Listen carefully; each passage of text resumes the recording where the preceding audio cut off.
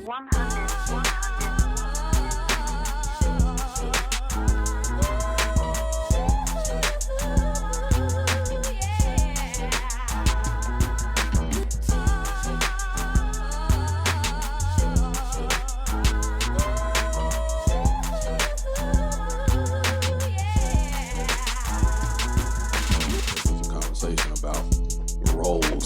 know what I'm saying?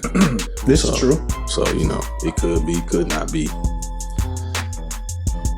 You want to say it, you cool. If not, cool too. Except for the person who know the story is about. Yeah. That nigga talking about me. Exactly. And then, you know. Yeah, bitch.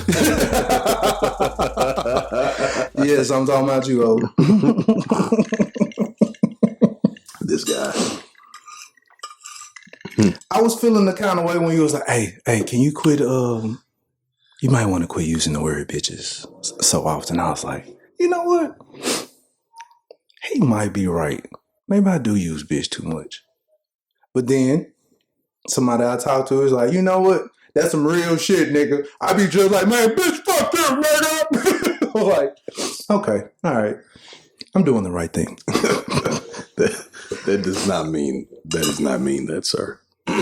Just because you have one person agree with you. Now, I may not speak this way on all occasions, but I speak for the niggas who do speak this way. Okay. That's why you're the gangster and I'm the gentleman. Gangsters can be gentlemen as well, though. They can be, and gentlemen can be gangsters. I don't know. I don't know. Absolutely, sir. Gentlemen can be gangsters. Absolutely. Most gangsters are gentlemen. Right. Because you don't even know they're gangsters. But gentlemen, sometimes you might not be able to pull the gangster off. You be like, nigga, quit playing. Sit your ass down somewhere, nigga. You don't have to. A gentleman knows how and when to pull the gangster out. Because Testing. Is he's not always the one that has to be gangster. He just may have gangsters around him. This is true. So it doesn't matter who does the job. It just matters that the job gets done.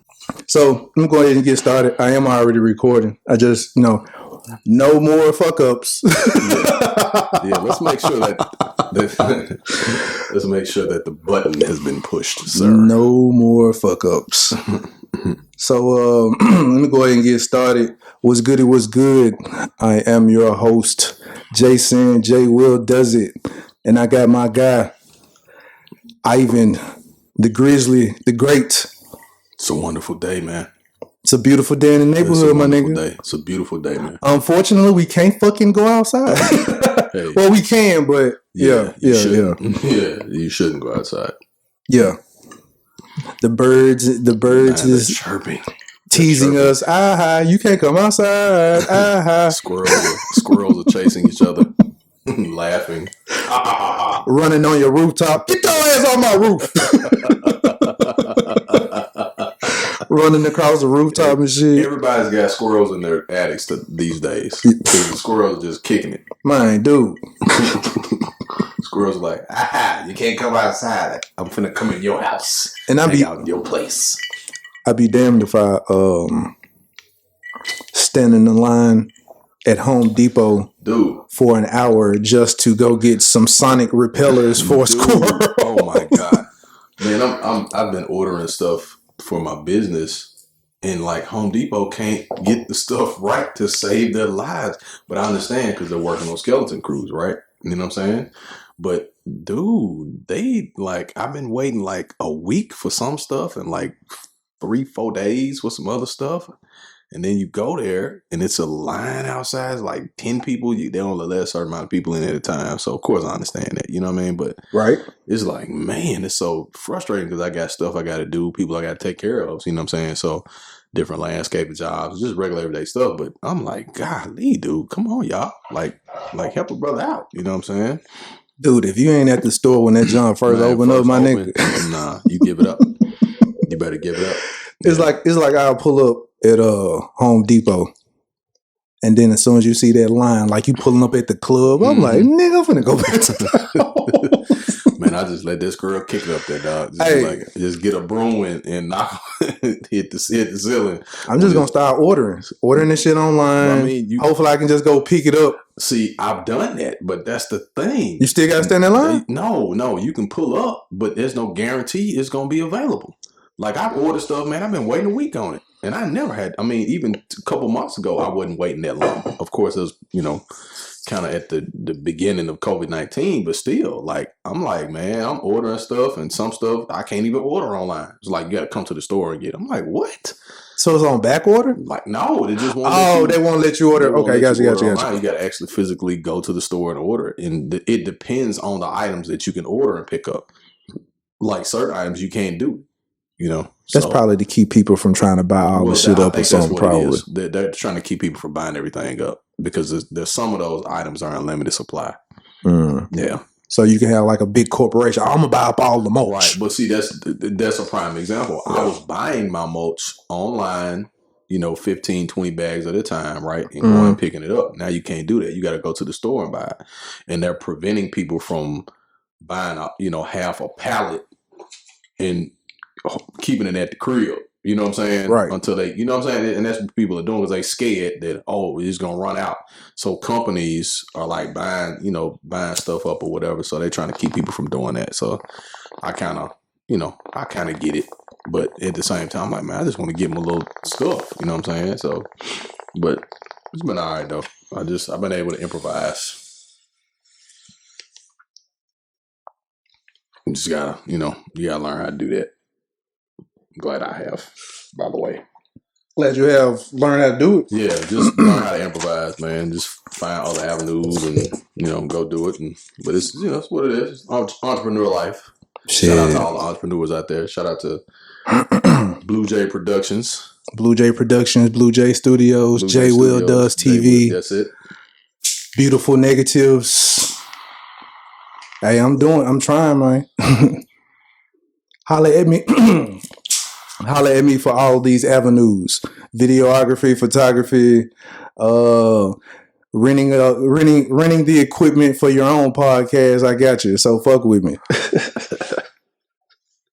That's what I'm talking about, man. Oh, and I keep avoiding. I ain't gonna say avoiding it, but I keep forgetting to shout out. If you want any smell goods, I know it's no point in buying nice colognes or perfumes right now at this point, but you can holler at me, 50 cents. I have all of your Bond No. 9 Creed smelling colognes, perfumes. Holler at me.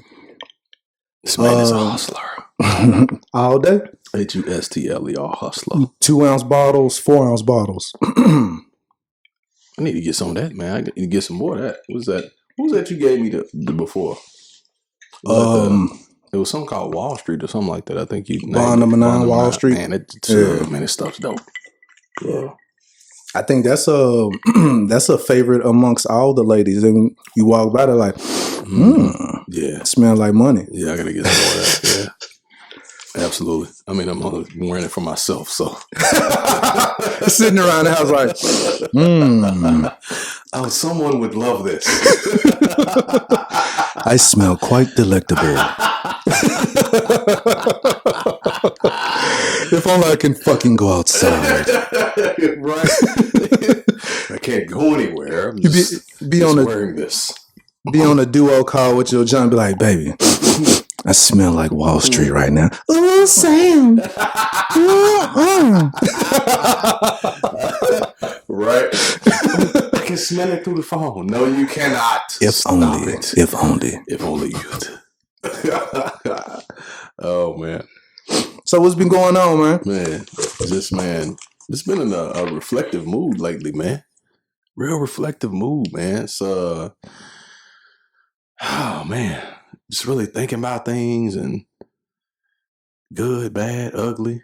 You know, it's mostly ugly. You know what? Man. I don't know about ugly. 2020 was the ugly bitch that just stepped into the room. What? Look at this guy right here. What? Has anything nice happened in 2020, sir? Well, Yeah, What? I think. No, it has. January was good. Well, January was good because Kobe and his daughter died, and the rest of those folks. That was the end of January. I thought that was a February. Damn, that was in January. Okay, so like I said, yeah, damn. No, this has been a rough fucking year, man. Like, I'll say real talk example. 2020 is like the police pulling up to a house party to shut the shit down. Yeah, because there was a lot of excitement built about 2020, man. 2020 vision, seeing things clearly, new beginnings, starting over again. Let's get it. We're going to do our thing. And, man, 2020 started out on some bullshit. Right. Some real bullshit. Like, and now, I'll say this. What's weird, it's so much bullshit going on. Nigga, we've been seeing UFOs, and this shit ain't on the news. This shit is not on the news, my nigga. Look, that's how you know shit has really hit the. We like fuck aliens. We're like what? Nigga, this is aliens. Ain't no fuck aliens.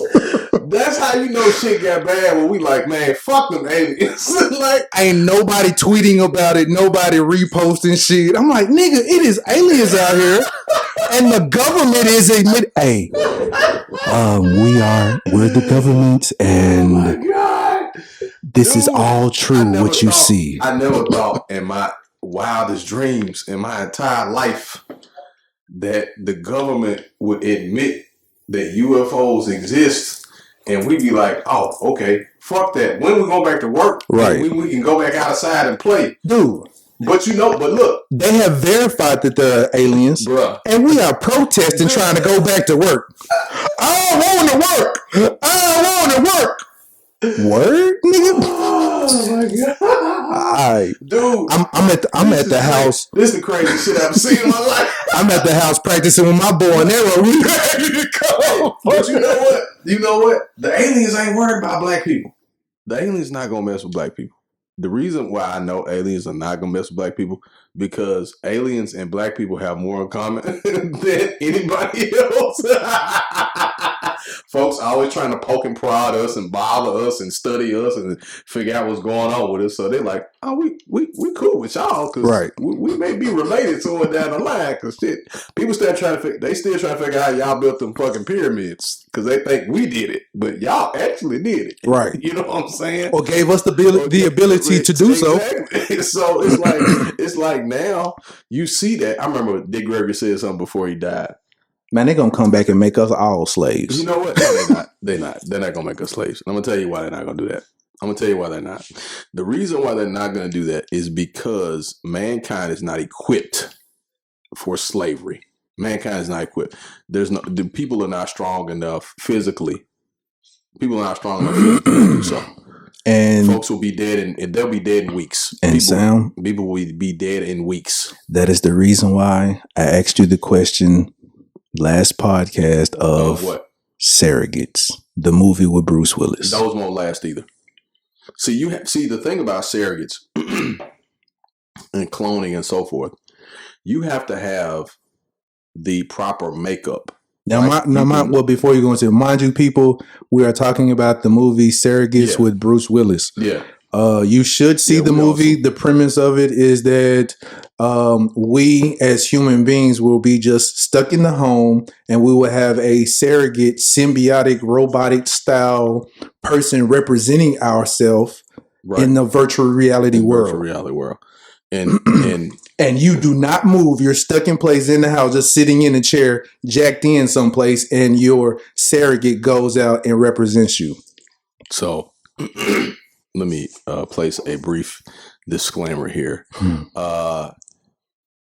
This podcast is for high people only.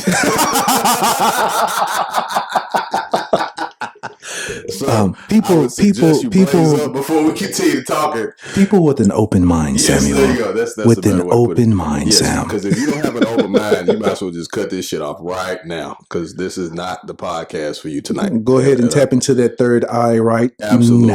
Absolutely. Pull up all your Umar Johnson videos after this shit go off. No, for real though, man. I never thought growing up in my entire life that ABC News will be reporting on UFOs. Oh my God. It's so funny, man. They've been talking about it on the news? Yeah, they talked about it on ABC.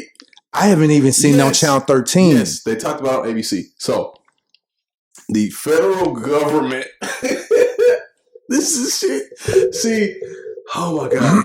This Don King said only in America. But it's not only in America. Because the world has become westernized. The entire world, I think, has become westernized. Yes. And in thought, in the thought process. Yes. Not necessarily in practice, but in thought. So it's a hive thinking. Exactly. Now.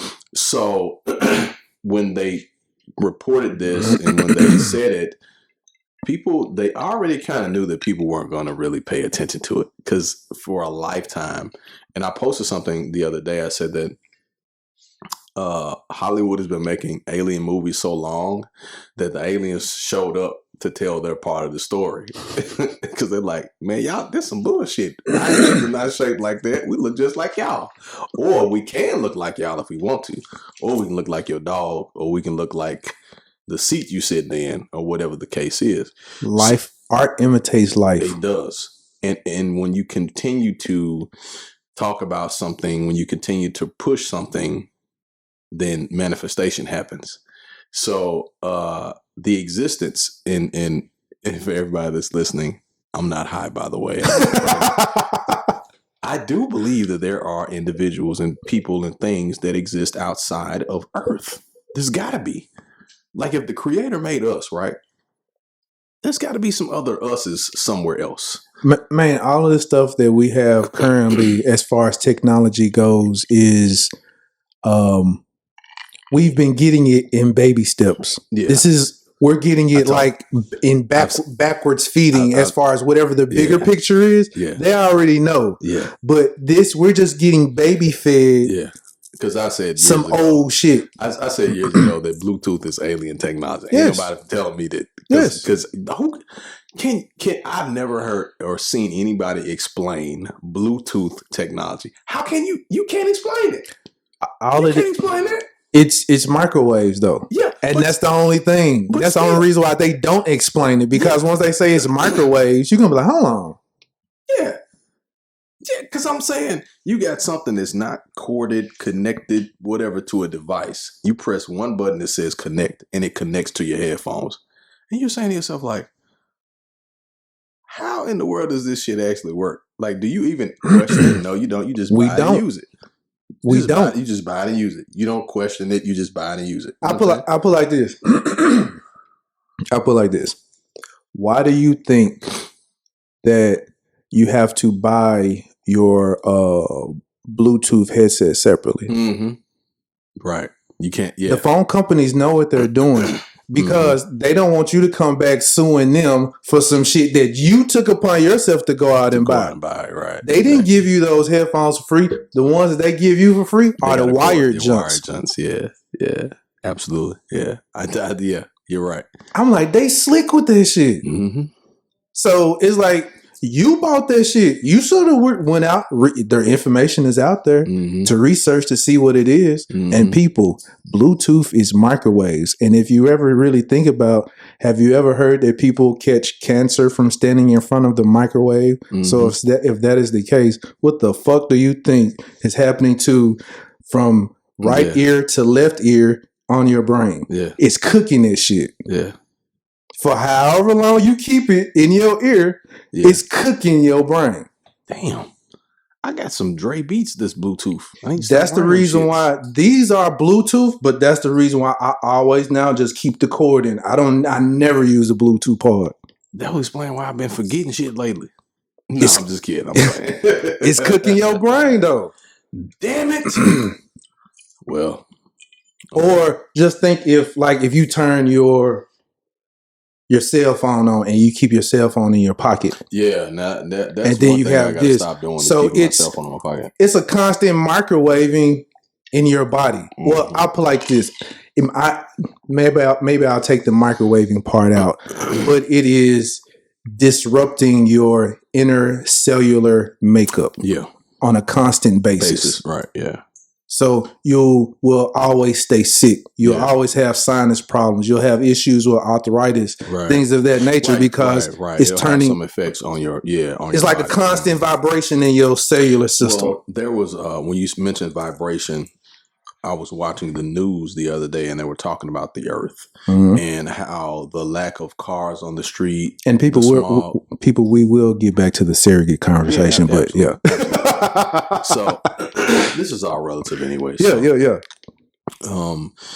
Because I think maybe where we're going, because we're kind of freestyle. Well, we're in freestyle. We do have topics, but the effects bouncing back and forth. The effects of what's happening with us not being out, excuse me, in the world the normal way that we are.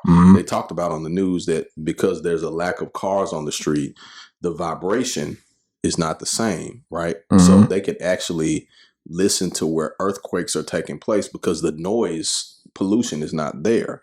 And so it's allowing the scientists to really kind of make notations of what's going to possibly happen next because the earth is quiet down, man.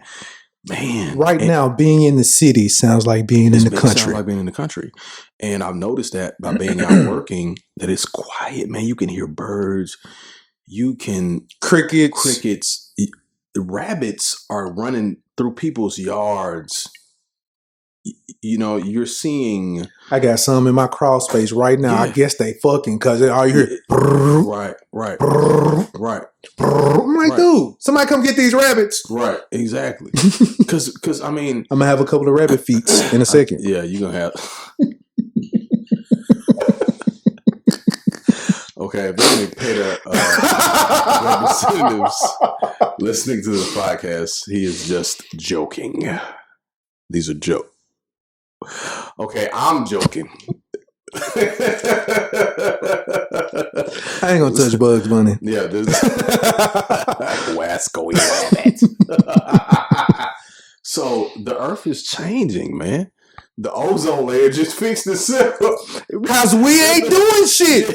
After like 25 years, ozone layer fixed itself. That's the craziest thing ever. This is crazy, man. We, as human beings, and nobody's going to church, are the virus. Yeah, nobody's going to church. Nobody's going to synagogue. Nobody's going to mosque. And shit is fixing itself. Oh my God. The ozone layer is fixing. Oh my God. The grass is greener. Yeah. The sky is blue. The soil is rich. Yes. Animals are coming out that you ain't seen in a while. Dude, I was kind of kicking it like, hey, what's up, y'all? What's going on? Dude, I was looking, I want to say this was last week sometime. They were showing that some extinct cat came out of nowhere in China just walking around. I'm like, what? This nigga was extinct. He just walked. You know how like when you just wake up from a long nap, my nigga just walking slow. Like, what is going on over here? Just walking around. I was like, dude.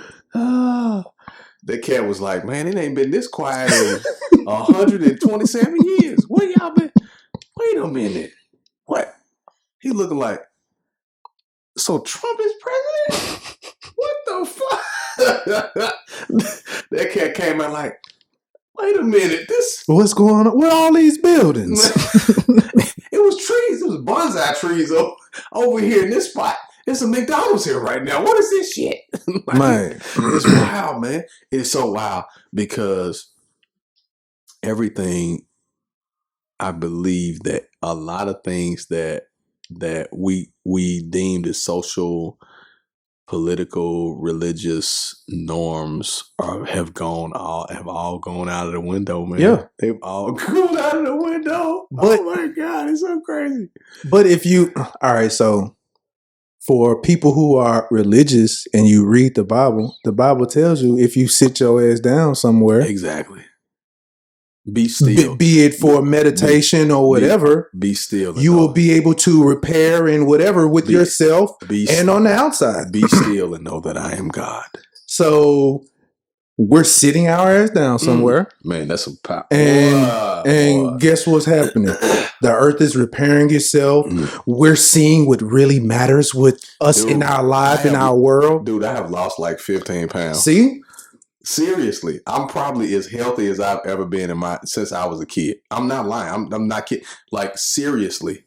Like, I can tell that my body has changed. Because you're able to focus on other things now, as far as what we deemed as running the world, money and all this other type of stuff that's going on social media and all that other type of stuff. Now it's like, you know what?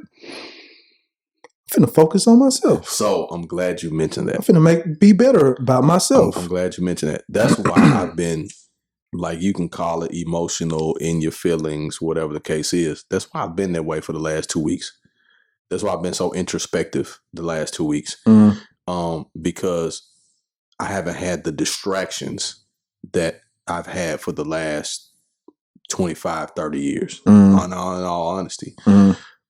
Emotions, I've been able to section off: love, hate, anger, upset, whatever it is. I've been able to section those off and, man, really look at them, delve into them, where they come from, without going to see somebody.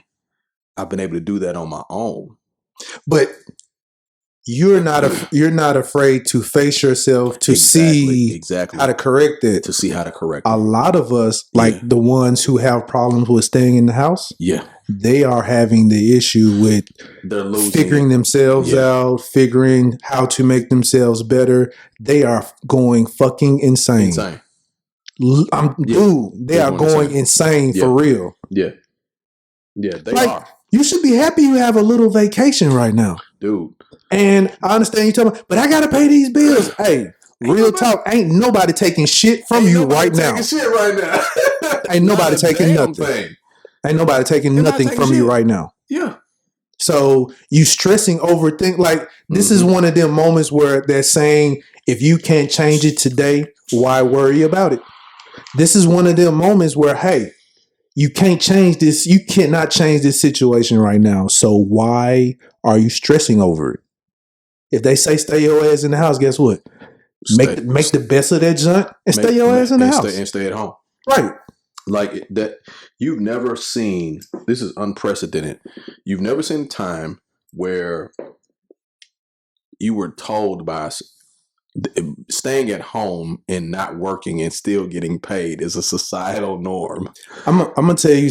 So I know I be making fun of you, be throwing religion up sometime, but I'm gonna throw some other religion up real quick. Hey, go ahead. This right now, how people are complaining is just like how when people were removed from Pharaoh's rule and they complained about, oh my God, we ain't got nothing to eat. Oh my God, we ain't got, nigga, you ain't no fucking slave no more. Shut your ass up. This man just dropped. We are sitting up here complaining about manna. Nigga, you got something to eat. This man just dropped some jewels that were so dude, you like that was dude. I'm just saying, for real. Because people don't think I know. I just don't talk about the Bible like that or know things of that nature. But people who claim that they know the Bible, people who claim that they're religious, dude, you sitting up here complaining about sitting your ass at home and you could overhear they trying to save your life, but you want to go out here and do this dumb stuff. Wow. All right, cool. We have been wandering in the wilderness for 40 years. And those people who complain, guess what? They never made it. They never made it out. Keep on complaining. Their clothes never got too small. The shoes never got too small. They had, was it manna to eat every day. Right. Same time. Right. They had the sunlight to lead them in the daytime. And they had the moonlight and fire in the sky to lead them at night. And they still found a way to complain. You ain't have, in this situation, you don't got nobody oppressing you. You ain't got nobody for you to, you really have nothing to complain about anymore. But you complain from a historical perspective. Right. Man, I sure wish I had this. I sure wish we had that. I put like this. I'm going to say this. While we complaining, I'm put like this. something finna happen to really give you something to complain about. Yeah, The internet is gonna shut down in just a minute. I do. You really gonna have something to complain about now. I hate to say it, but I do believe the internet is gonna shut down. It's gonna shut down. I do believe it's gonna happen because one, I will say, all these fucking Zoom calls. That's one, cutting down the bandwidth. Everybody, like, every time I see somebody on a Zoom call now, it has gotten bigger and bigger. Yeah, you showing people on like 32 conference Zoom call. And that's just ridiculous. Not like because even if you notice, Zuckerberg, for people who know who Zuck is, Zuck now offered via Facebook where you can do Facebook meetings, and then now and then he's allowing. I guess they set something up where you can charge a fee for doing video conferencing or like videos or whatever, concerts and stuff like that, and whatnot. So, which is of course that's commerce. So I'm not arguing with it and like that, but I'm not surprised by it either. But more people are having to use the internet because it's necessity. Yes. Because what has happened is, and this also kind of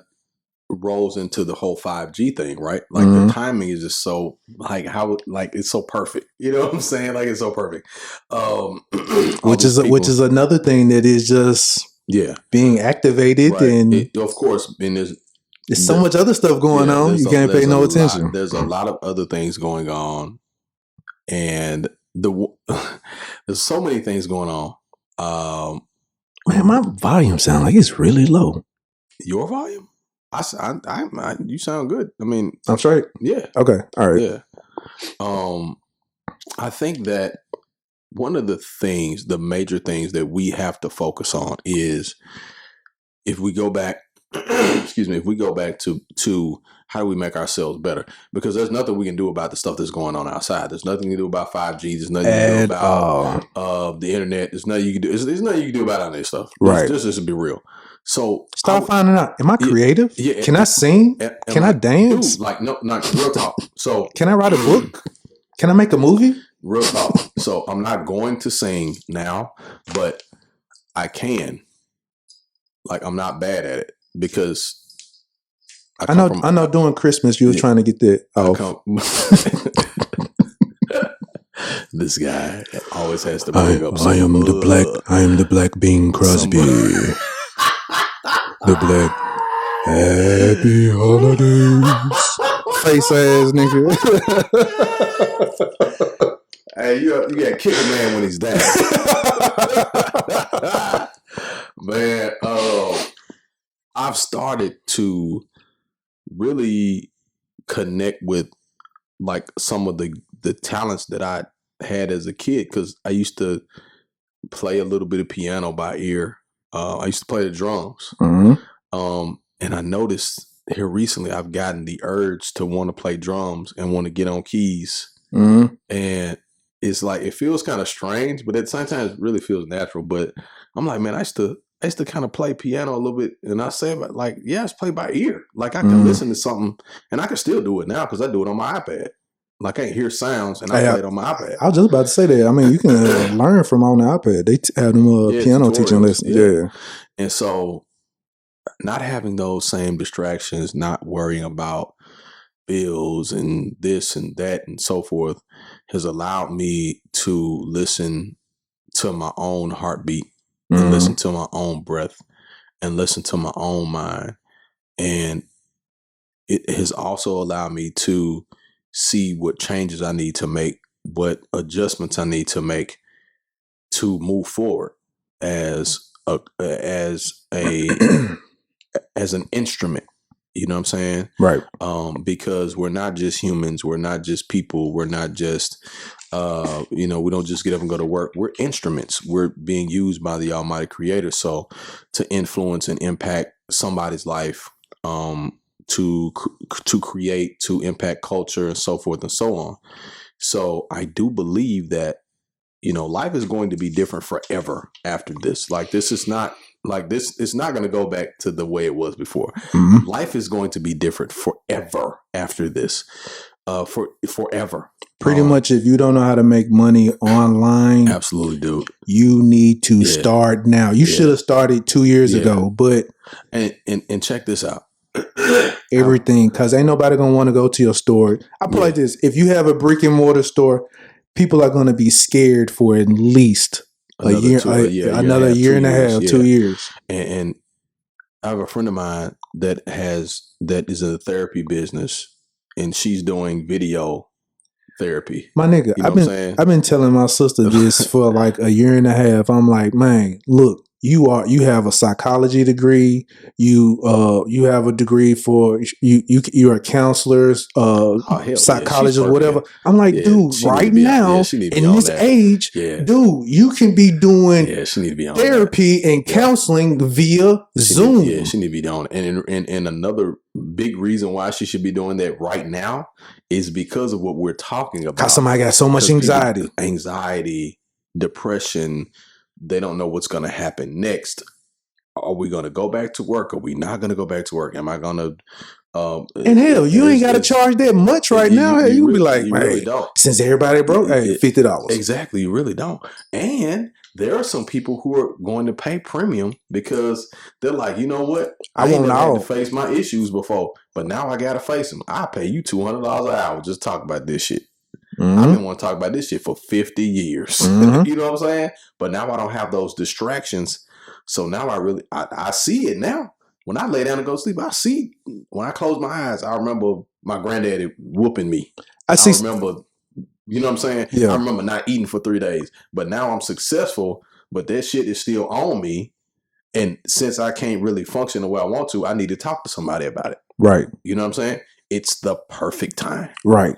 You know what I mean? Nobody has to leave their house. Oh, okay. Let me hit so-and-so. Let me hit my counselor up. Yeah. This is my time. Yeah.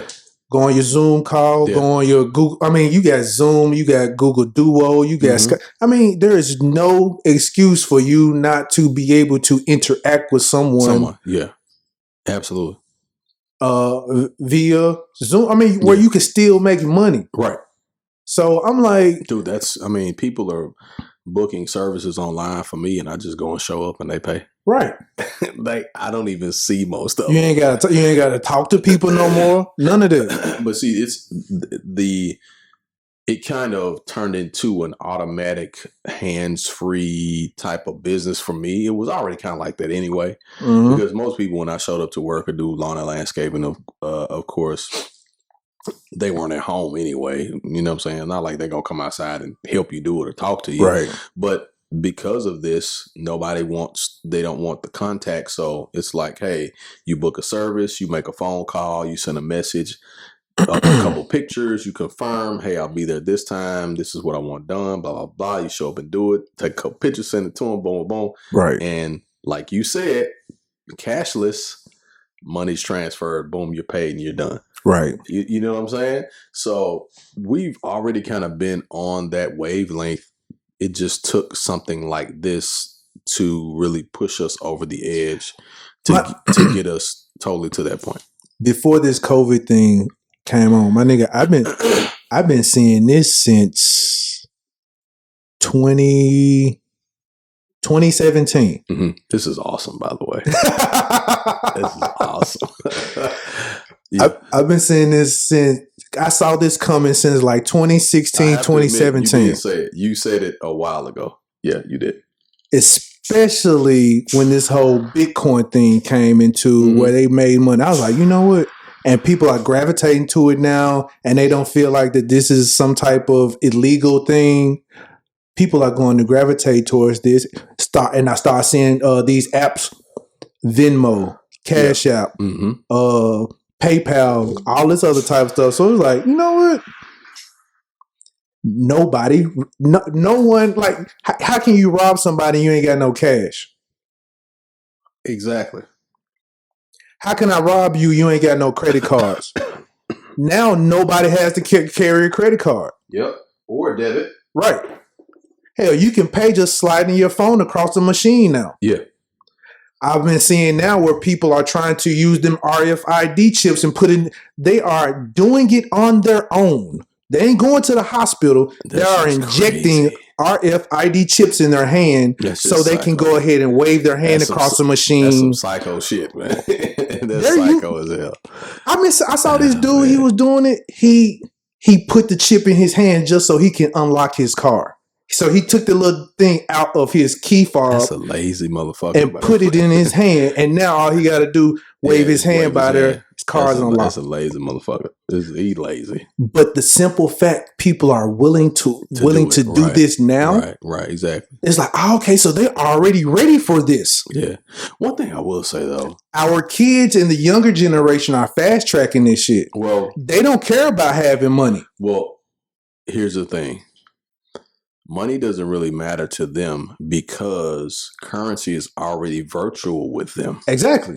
Because of Fortnite, Call of Duty, and so forth, and PlayStation and Xbox, they're already trading virtual currency and for game packs and clothes on, like the fact you made mention of Fortnite. Yeah. Travis Scott had a concert. Yeah, exactly. He had a concert on Fortnite. Yeah. And I want to say they say somebody generates some millions of dollars. It generated millions of dollars. Like it made stupid money. Right.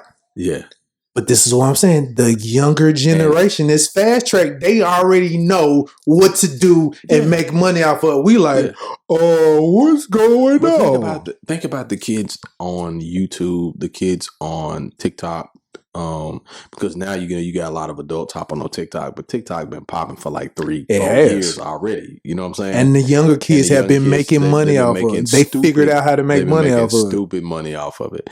And you got 15, 16, 17. We still ain't figured out how to make money off of it.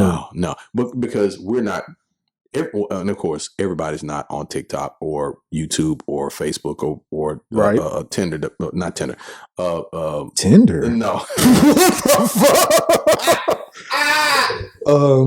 What's on your mind, sir? Sir, that was an accident. I meant Twitter, not Tinder. Let's correct that. Do we need to edit that? Not Tinder. Everybody's. This is gonna be a short episode tonight. I feel because I'm a little off. You good, man? Okay. So, no, Twitter, not Tinder. So, so there's several different like methods or areas that like people have used that we're just kind of getting on, but they already been popping. Yes. As far as monetary wise. Yes. So, they're already ahead of the curve. And education has gone virtual now. Mm-hmm. I wouldn't be surprised if the kids don't actually go back to school anymore. Oh my God, it's so crazy to say.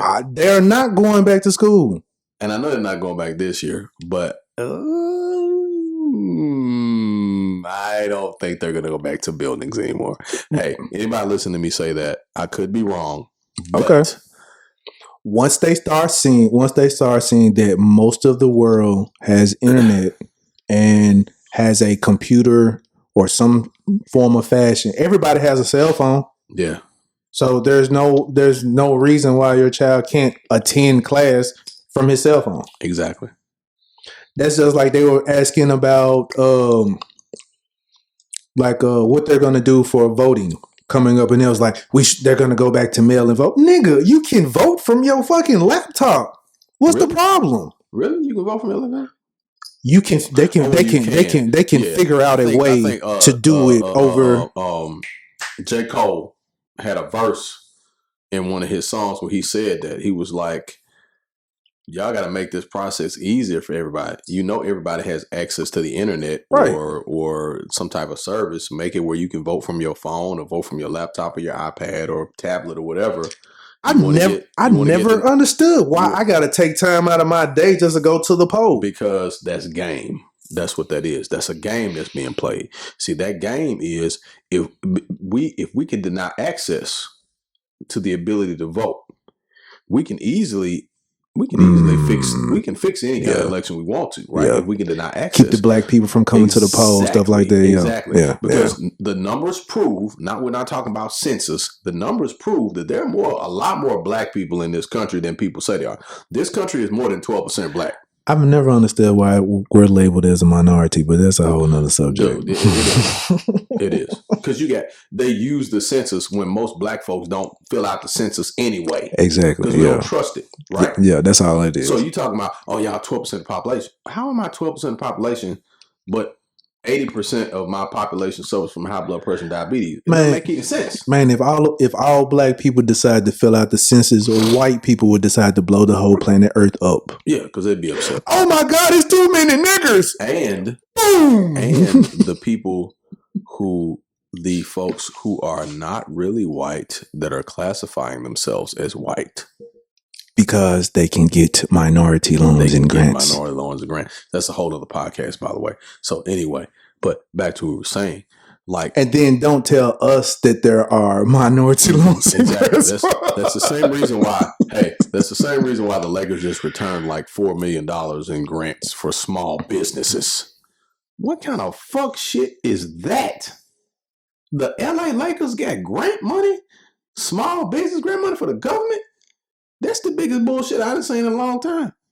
Well, you got to think about it. Those teams, they started out as like a small business, technically. But they ain't fucking small business now. One of the most profitable franchises in sports. Right. Why did they even apply for this shit? That's what I'm thinking. Oh, the Lakers turn this back in. Ruth Chris turned this money back in. Shake Shack turn. What did y'all apply for the shit in the first fucking place?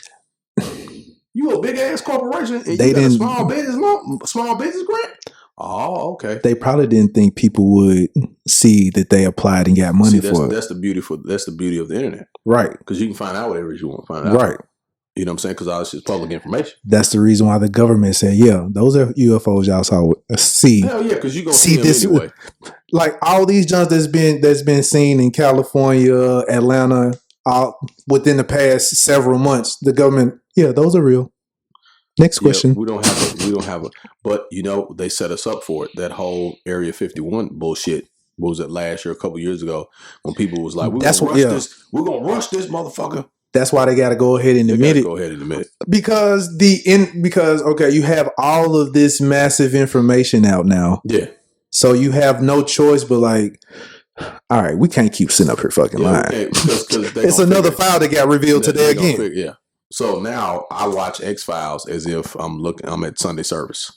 What you need to watch is Fringe. Mulder. Scully. What you need to watch is Fringe. Okay, yeah, I got to check Fringe out. So I used to watch this show when I was younger, but at the same time, I'm looking at it because it's dealing with a lot of scientific, more not sci-fi, scientific. And with the scientific stuff in it, you can actually look it up and it's real shit that's for real. Real project files, redacted type files, type stuff. Right. They're talking about it on this show. It might be old, but it's this like old professor who'd be like, yes, back in 1967, I remember we made cows hallucinate and we drunk their milk. You're like, what? And that's how we came up with LSD. You're like, what? So it's different shit like that they'll be saying, and then you like, no, I'm not finna go Google this shit. You go look it up, and that's really what it. I'm just using this as an example. It wasn't a real example, but I'm just saying they're talking about stuff like that, and it's real. They talk about stuff like moving matter with your mind, or moving matter with hypnotizing people with lights. Like hypnotizing people from the stoplight. Mm-hmm. Like there was some type of a trick or something that the government was doing where they could hypnotize people with just flashing different signal lights in a quick repetitive movement. Exactly. Yeah. And they showed that they hypnotized this lady. She was at a light. The lights, she was just at the light by herself. It was like maybe 1, 2 o'clock in the morning. The light changed and it flicked like 2 or 3 times. And she sat there. And next thing you know, when she came back, it was like daytime, but she was sitting at that light and didn't go anywhere. Well, that's why people with epilepsy can't watch certain TV shows. And they can't Guys that play. keep flashing with the flashing up. They can't play, like there'll be this disclaimer that if you suffer from epilepsy, you can't play certain video games because of the flashing colors and lights and so forth can send them into an epileptic seizure. Yeah. Gotcha. They put that on the, they'll put that on the game, you know what I'm saying? The actual console or whatever too. So seeing stuff with your eyes has an effect on your brain. Absolutely. And just like when you were saying like X-Files, that's real government stuff. Well, I don't say real, but it's based off of. Yeah, it's based on some real government shit. Especially like, man, that stuff with the alien stuff. They got to mix some bullshit in there with it. Exactly. So that, exactly. You can't tell everything. Well, you like, see, that's fake. Yeah. Well, you can go ahead and say it's fake because of what they threw in there to throw it off. Like, okay. These images are the same throughout time, have not changed.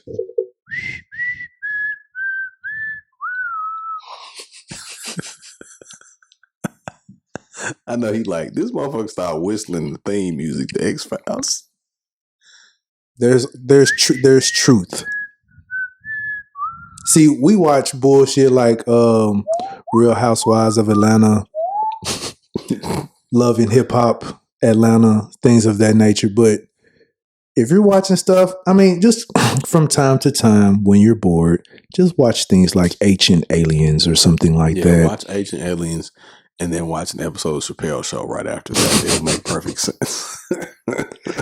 Hell, just watch simple stuff like Fringe, X-Files. Yeah. It will open your mind to a point where you're like, you know what? That is probably possible. Yeah.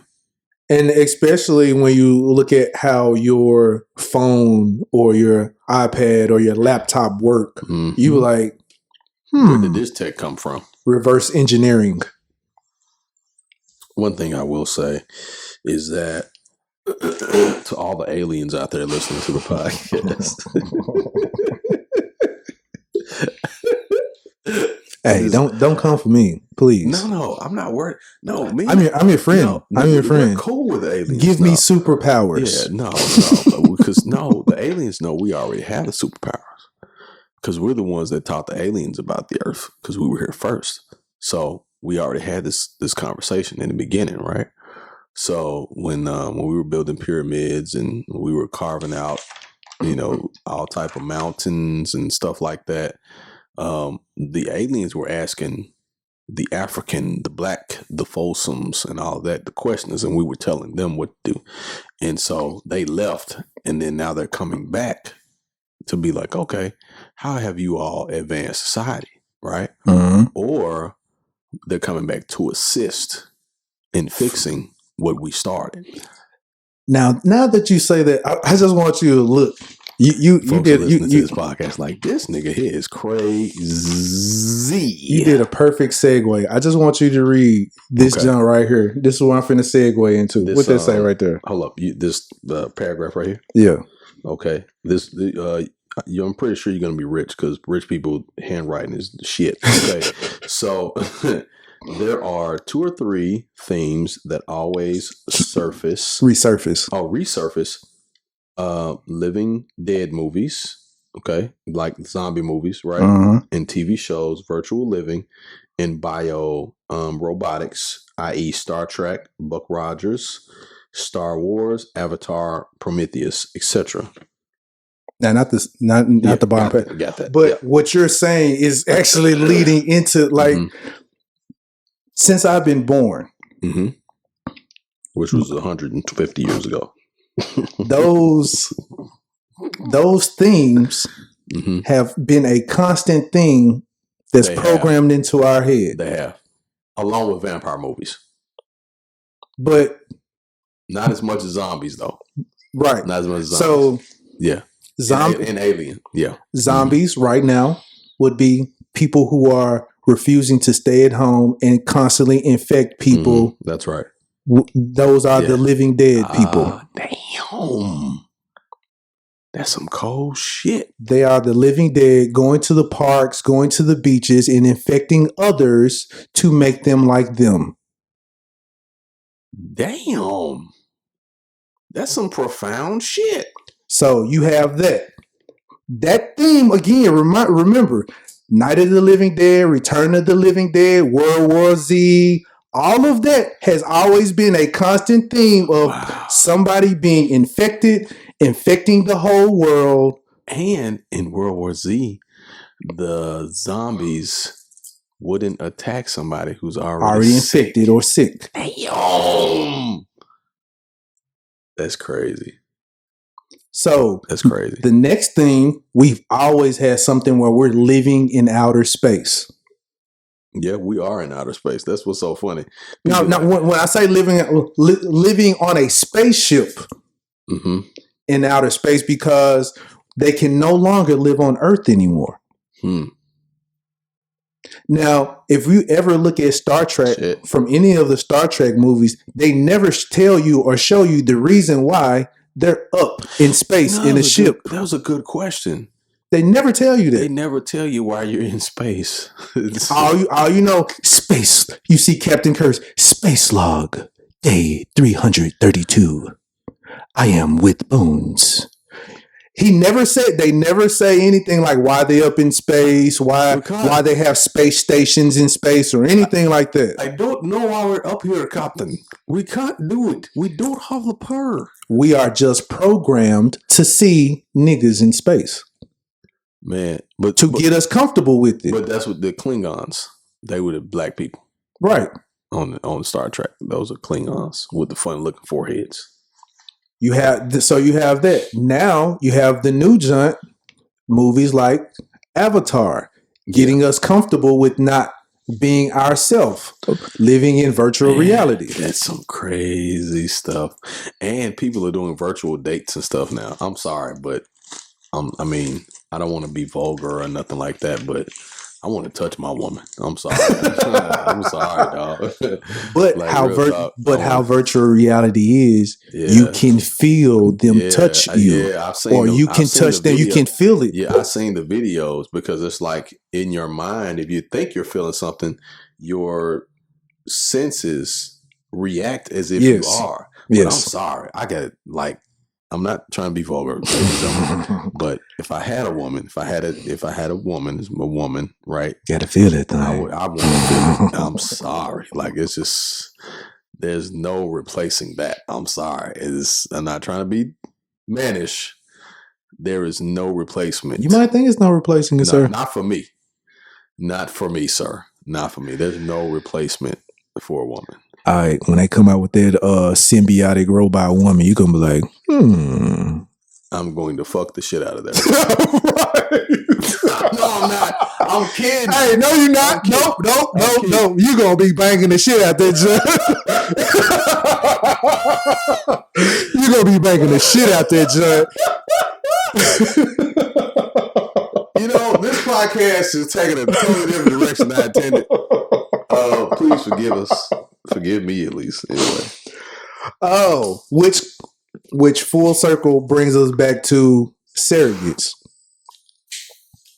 And again, like I said, with this COVID-19 stuff going around and people I can see this being introduced and people being welcoming of it. Think so? If I can send a representative out, I can patrol the world pretty much and nothing happens to me physically. Hell yeah. Man, I don't know. And people, how the movie was, you can have multiple surrogates sitting there charging. See, man, I don't want. So while you're out as one, your other two are sitting there charging. Well, if I had a surrogate, right? The only thing, well, there's a couple things I would like to do if I had a surrogate, if I could have this moment. Here we go. I'm off on a tangent again. I would have at least one surrogate to do my daily duties for me. You know, managing the properties that I service. Oh, blonde hair. 901-427-8374. Anyway. Shameless plugs. Shameless plugs. And I would have another one that would go check on my kids every day. I would have another one. I would have at least. So you would abuse it. You just like, I said my site. Oh, no, that wasn't me. I was out so and so. That was Lemuel, not Samuel. Lemuel has a mohawk and a nose ring. He looks like Mr. T. He is on shit. You know, Limu Emu. Limu Emu.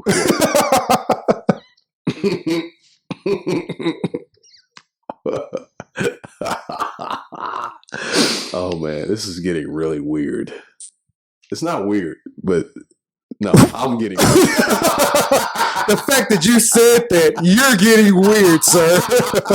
You're getting weird. Oh man. So back to surrogates.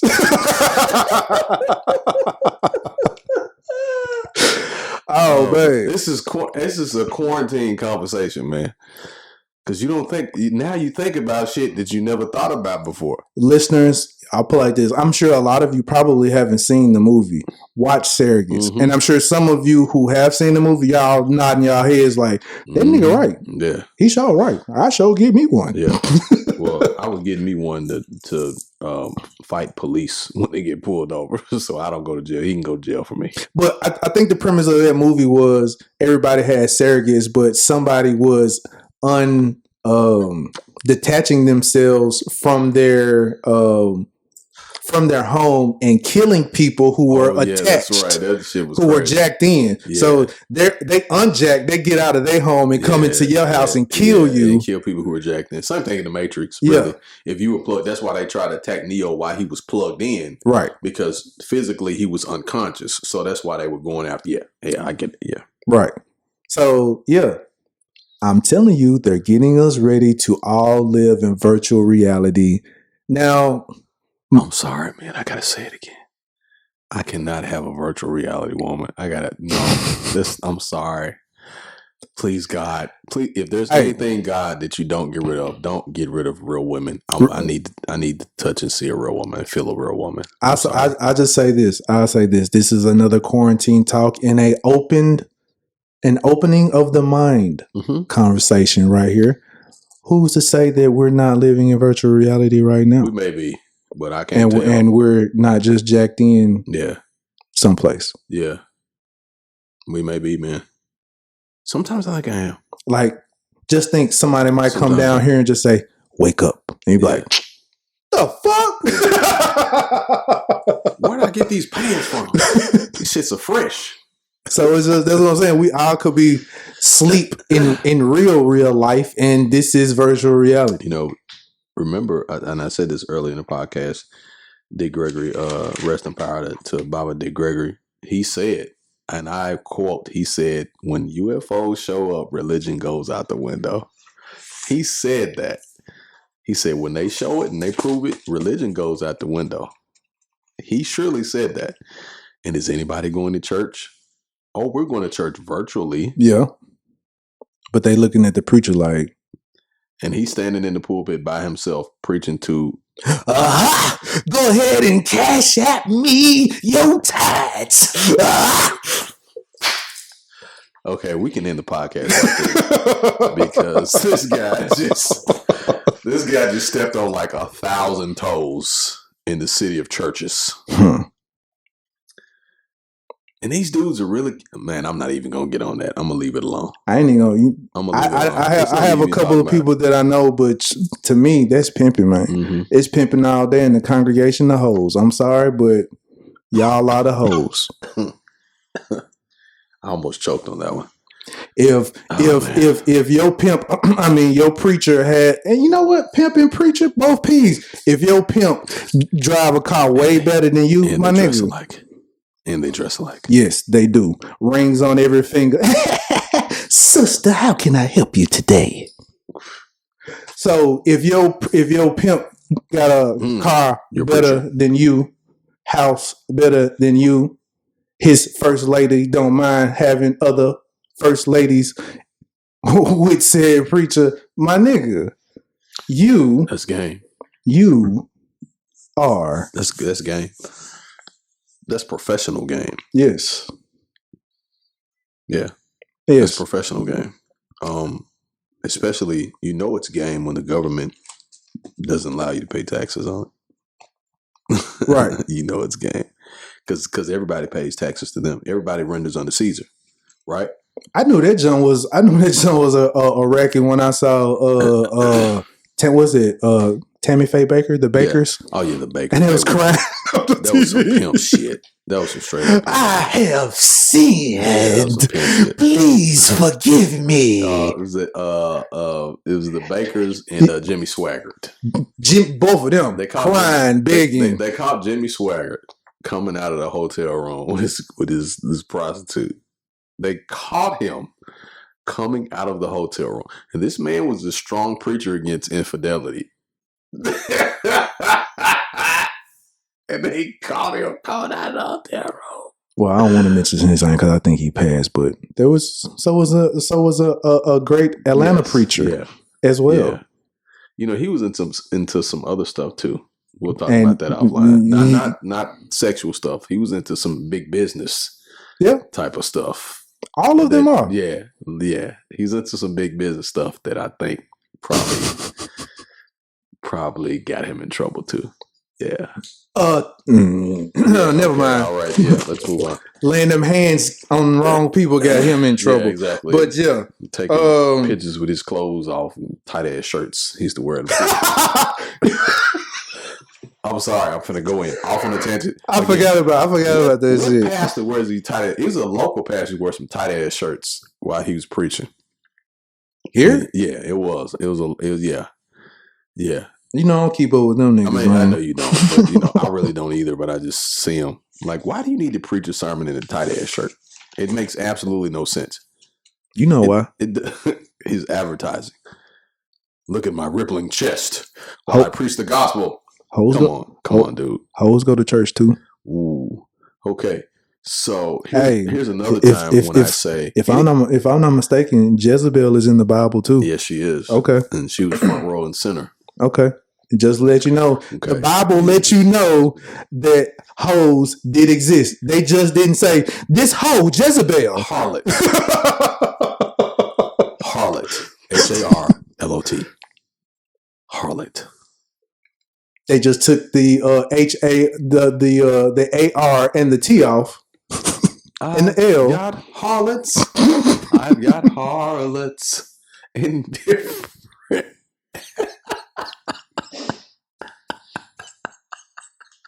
This nigga here. I'm having so much fun tonight. Yeah, man. This nigga here, and we good on time. Yeah, having so much fun tonight. I don't know why. I just am. I feel so free.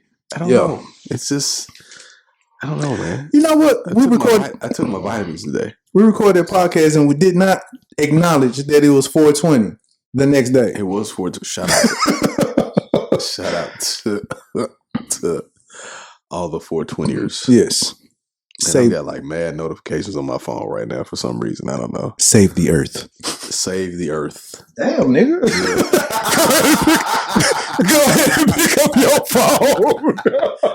Excuse me while I step over the microphone. Zip, zip. Hopefully my kids are okay. Zip, zip. Hopefully my kids are okay. Let me check. Zip, zip. That nigga get one of them messages. The fuck is you at? Why you ain't answering the phone? That is not true. I'm not attached to anyone right now. Nigga, you ain't gotta be attached. They savages, nigga. If you answer your phone in 15 minutes, the fuck is you doing? I'm finna go holler at somebody else. You like, what? Dog. I was in the shitter. Oh man. Oh boy. This is one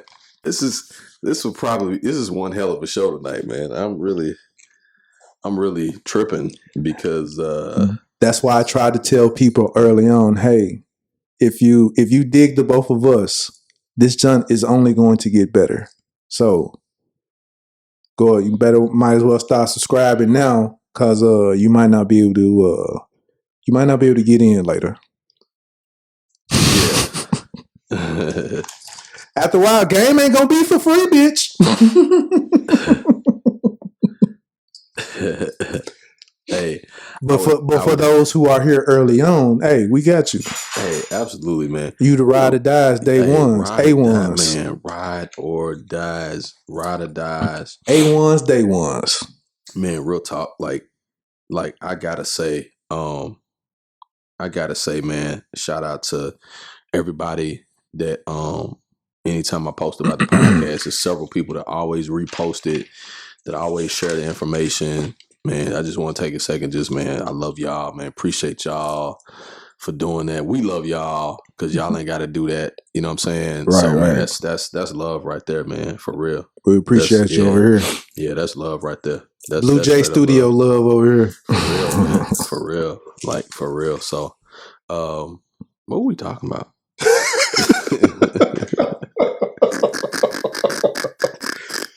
This nigga must have got a good notification. This nigga forgot all other thoughts. No, it's notification about business, by the way. I just got paid some money. So. Gotcha.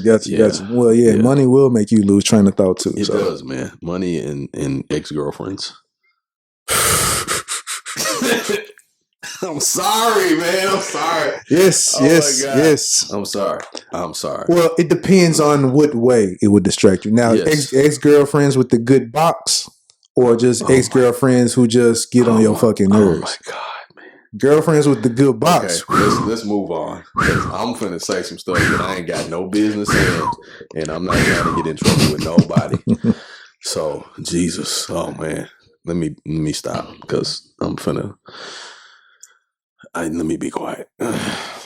So you talk right now, sir, because I don't want to talk. Exes with the good box. This has nothing to do with anything else we just discussed. At all. I mean, you brought it up. I did. I'm so sorry. You took the whole detour. I'm just here, man. And then go be like, you shouldn't have brought it. Nigga, you brought it up. Oh my God. Oh boy. This is back to surrogates. Yeah, I'm finna get cussed all the way out. So we know what the title of the podcast will be. The podcast is gonna be Surrogates. That's that way. Surrogates. Yeah, that way. Some certain people won't listen to the shit. Make it to be surrogates. You know what I'm saying? One thing that I will mention is that we're talking about ex-girlfriends. Not all ex-girlfriends you hate or dislike. Some ex-girlfriends are just ex-girlfriends because of the situation. Yep.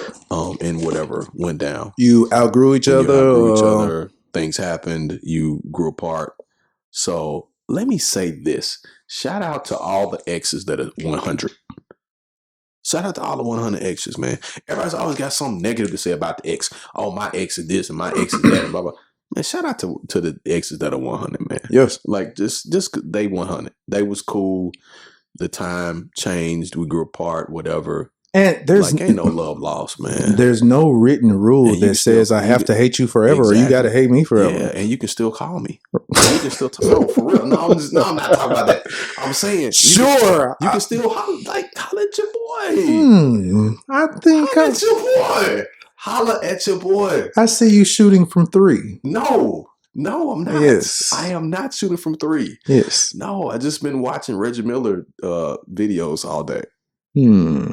Shout out to Reggie Miller, one of the goats of shooting. Speaking of, since you segued into basketball, did you catch up on The Last Dance episodes 3 and 4? I did not. I'm going to watch those. Actually, I got to save. I'm going to watch them probably tomorrow night because I'm going to watch those before it comes back on again Sunday because I got to catch up. Actually, okay. Because these two junts is where they talk about robbing. So of course it's very interesting. Very interesting. Of course, Dennis Rodman is an interesting individual. I think Dennis Rodman is an alien, by the way. He's an alien. And if that's the case, there's then no question. Dennis Rodman is an alien. Since you say that, if that's the case, then, and since we're talking about aliens arriving, I think Kobe was too, and they came and got him. Jesus Christ, man. Are you serious? I wouldn't be surprised though. I mean, if you're saying Dennis Rodman is an alien, then of course Kobe would be. You know, I think anybody. So when we talk about, I'm glad you brought that up. And this is not crazy talk. This is, you can take it literally or you can take it figuratively. I'll say that. Rest in peace and power to Black Mamba, his daughter, everybody that left this earth on that the helicopter flight. Right. That is very serious. You know, that could have been one of our family members and so forth. What I will say is how I look at individuals like Kobe Bryant, Michael Jordan, Barry Sanders, Basquiat, Pablo Picasso. Is he Basquiat ain't alive? Is he? No, Okay, Basquiat, yeah. he died. Yeah. Okay. Jay-Z. Sometimes I wonder if those people are actually from this planet. And reason being, they do stuff that most people can just not do. You just can't do it. Now I wouldn't say Jay-Z. There are people who can you can replicate what Jay's doing. You got Drake. Drake is replicating what Jay-Z is doing. Drake is replicating it, but Drake is not doing it the exact same way. Drake. Hold on. He owns. Well, I ain't gonna say he owns the team, but yeah. Yeah. But what I'm saying is, as far as how their talent develops, there hasn't been not one producer from Timberland to Premier to Knife Wonder to Guru to any of them that said that Jay-Z had 2 takes on a song. That's not normal for a dude to write rhymes in his head and remember them and they all make sense. That's abnormal, actually. Well, technically, it's how that is worded. So if I rap 4 bars and then I stop and I stop the engineer, yeah, you can do that.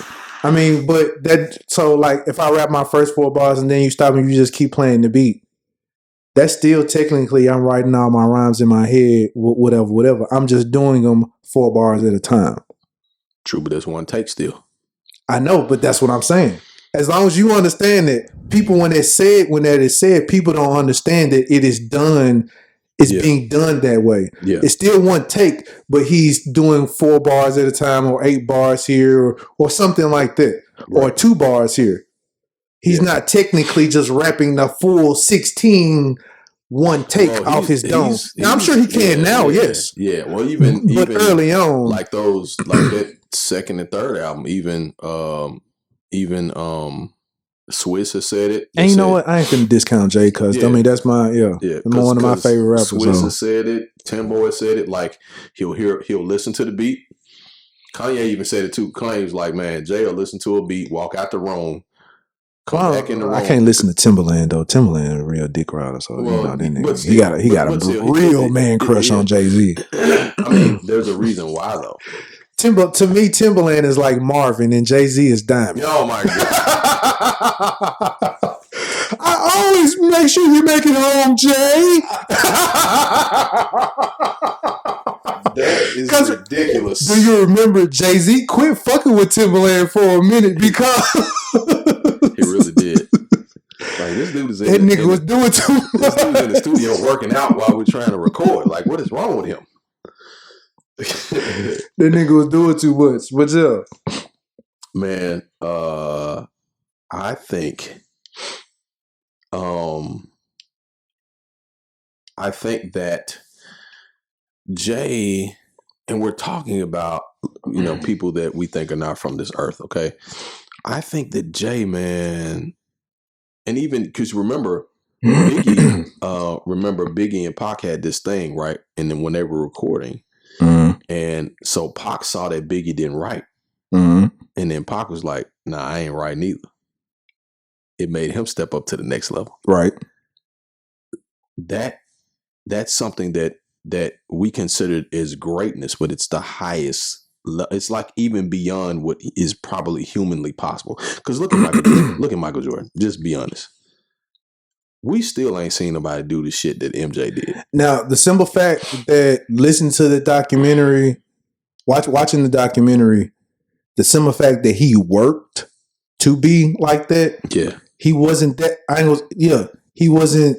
He was a skinny kid. He wasn't that athletic like that. Yeah. He just played. Yeah. He worked to be great. He wasn't great off top. The nigga get cut from the team. See, man, that's the other thing that I think about is when there's something called will, right, and desire that goes above and beyond what you are physically able to do. Now, the only thing I will say that I don't like with the Michael Jordan talk, y'all niggas talk like that nigga didn't get swept a few times. No, I don't think we do. I think people be like, he ain't never got beat. He always my nigga got swept a few times. Nah, I don't think people. He got swept. He got a 3-1. Like because people be knocking LeBron by saying he not great because LeBron, he got swept, he got put out, this, that, and other. Jordan got put out. Yeah, MJ he got swept by the Pistons. Yeah, he did. I think MJ talked about it. I don't think any real MJ fan doesn't talk about that. Real MJ fans overlook those 4 years. No, they overlook those 4 years until Pippen comes there, and then when Pippen gets there, that's all that they talk about. Those years. They don't talk about none of those other years. No, they talk about those years. No, they don't. Yes, they do. No, they do not. I'm an MJ fan, and I talk about those years. They don't, because it wouldn't be an MJ if it wasn't for those years. When they talk about the MJ versus LeBron talk, and LeBron with his rings and all of this other type of stuff, You can't compare the two.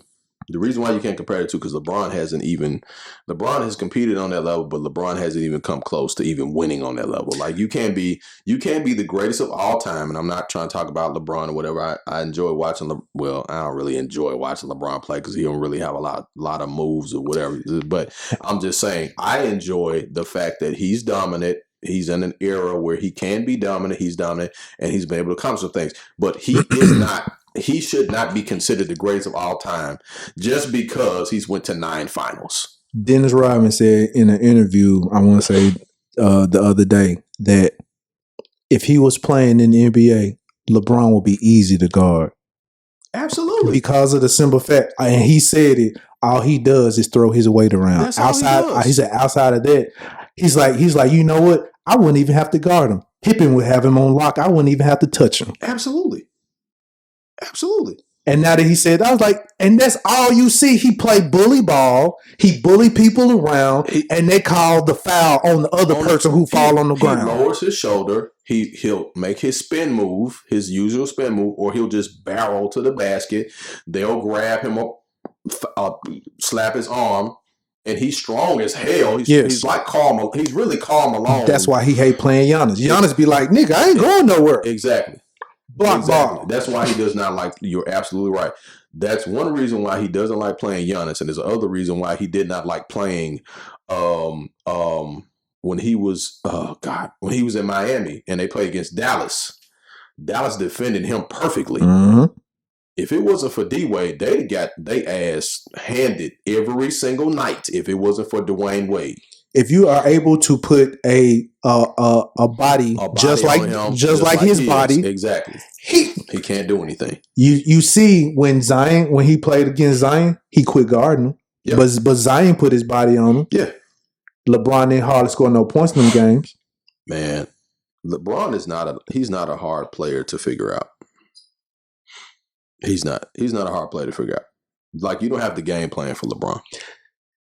Once I figured out and saw like the reasons why he don't want to get into the dunking contest, I'm like, yeah, he's not creative. He doesn't really up his game any. Mm-hmm. He just becomes bigger and faster. Yeah, that's it. Yep. And just gonna run over you. That's it. Yep. And if you don't call the foul, he gonna cry and whine.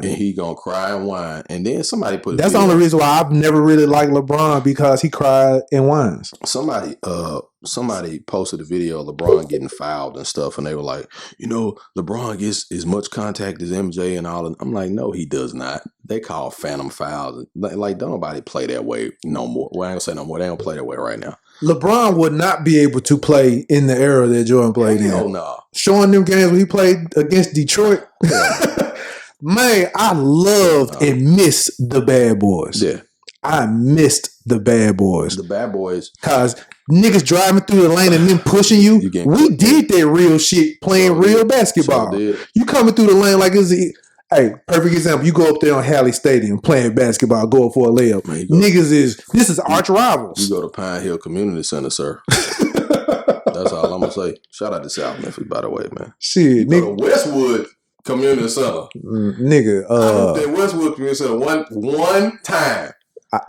Once. G's ain't even hooping in Westwood Community Center. Dude. Ain't nobody hooping up there, my nigga. Bruh, I hooped at Westwood Community Center in some church pants and some Jordans on it was a Sunday. Now, how the community center was open on Sunday, I do not know. But it was open on a Sunday. Somebody had got the gym and they opened on a Sunday. We was in there hooping. Me and my cousin, they stayed in Westwood. And shout out to them Upshaws in Westwood, by the way. We was in there hooping. And I didn't have no business with my, church pants on. I told my church pants hooping in that junk. And I got in trouble. But I remember we was hooping on a Sunday in Westwood Community Center. And you talking about wall to wall, everybody was in there. But it wasn't no nice basketball going on. It was straight, like, man, if you go to the, you go to the hole, you gonna pay for it. Yeah. And if you go and score, then you get that respect. Right? You get that respect. But if you go in there, I'm gonna do this do my little fake Jordan and stuff. You finna get laid all the way out. Try and play that finesse ball if you want to. You try to play it if you want to. You gonna get that elbow to your chest. Man, for real. Yeah. But yeah, man. This is times have changed, man. Times have changed, man. Yeah. Times have changed, brother. Speaking while you're saying that, and we're still on like basketball. You've been peeping that all the kids skipping going to college and going straight to the G League. It's wonderful, man. It's 100 players going to the G League. It's wonderful. You know why it's wonderful? Baseball's been doing it for 100 years. Hockey's been doing it for 100. Why not? Yeah. Why not? Oh, because basketball is mostly black? Yes. Is that why you wouldn't let them go and make money? But you'd make millions off of them? Damn, now we got to give y'all likeness for the video games. Now we're going to pay you for your likeness. No, you're 25, 30 years too late. Right. Fuckers. They need to retro them other players back. They need to retro. And shout out to the O'Bannon brothers. For cracking this shit open from day one. Because I would say, real talk, Steph Curry, they didn't use his name, but Steph Curry was on the NCAA game for Davidson. I remember I used to play with Davidson, and that team was always joking threes. I'm like, man, I like this team. Who is this team right here? He was on that. That was his number on that team. Yep. Ain't that something? They need to retro them niggas because all the money that you're getting paid for the games, and maybe some kids who know of the player in that city, or that state, they're picking that team to play with him, for that very reason. So NCAA football, same thing. Yeah. You know who the fuck number 10 is. You know who the fuck number 14 is. If you go back in time, you remember in the NBA games back in like the 80s and 90s, Jordan wasn't on them. They had player 99 or player 00, remember? Yeah. Had all Jordan skills and shit. Yeah. Like you couldn't stop him. Yeah. But it wasn't Michael Jordan. It was player 99 or whatever. You know what I'm saying? Yeah. And then remember Johnny Killroy, the character. Remember when Mike retired or something, and they was like, we got this new guy got drafted named Johnny Killroy. He looked like Michael Jordan, but he had like a fro and goggles. And I don't remember that. Dude, look up Johnny Killroy. It was a whole. What was it? I think it was Nike or Gator. I think it was Nike. It was a whole promotion. His name was Johnny Killroy. He played for like the Bullets, or he played like for like 4 or 5 different teams or something. He would score like 89 points a night or some crazy shit like that. Yeah, Johnny Killroy. Johnny Killroy. Yeah, look up Johnny Killroy.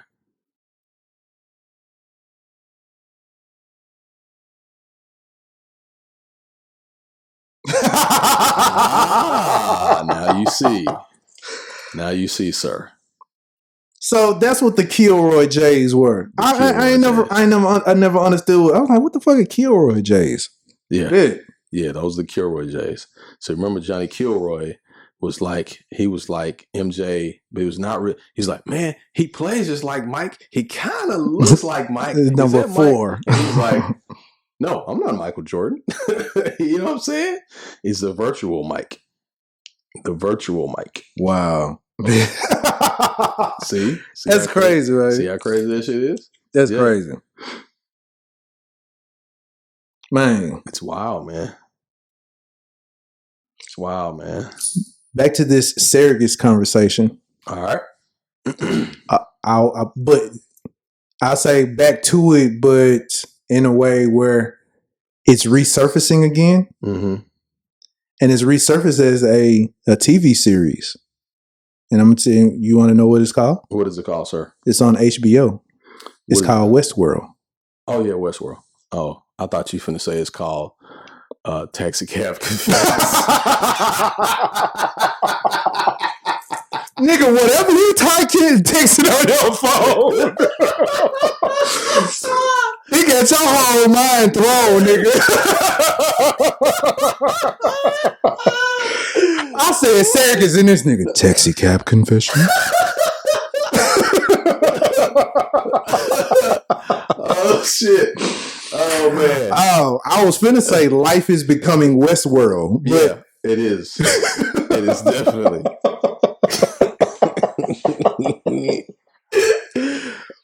Oh man. Taxi cab confession don't even come on no more, nigga. I know that, but still, it just made sense to say that shit like right then.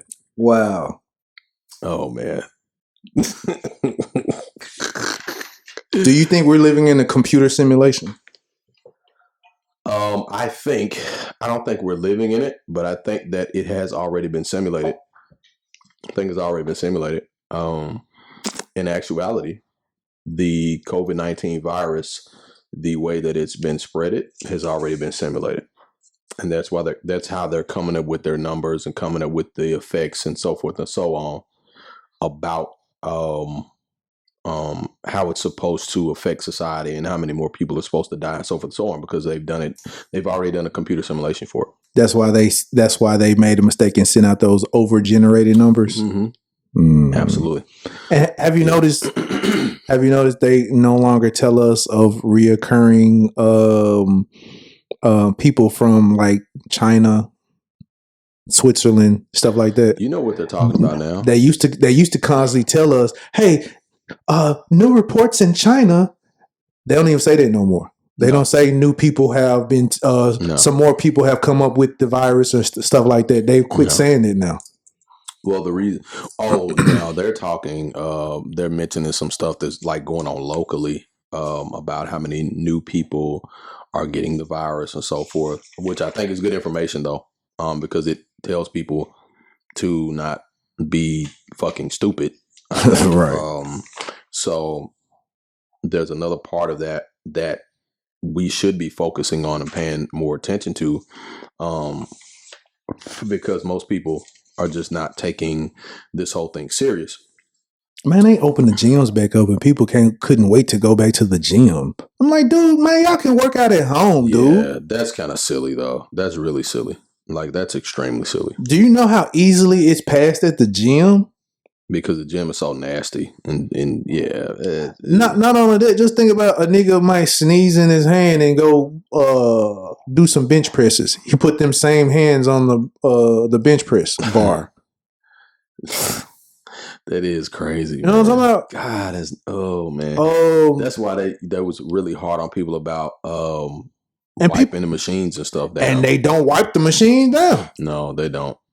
They really don't. It's so nasty. God, it's so nasty. Now that I think of it, there's so many things that are nasty, man.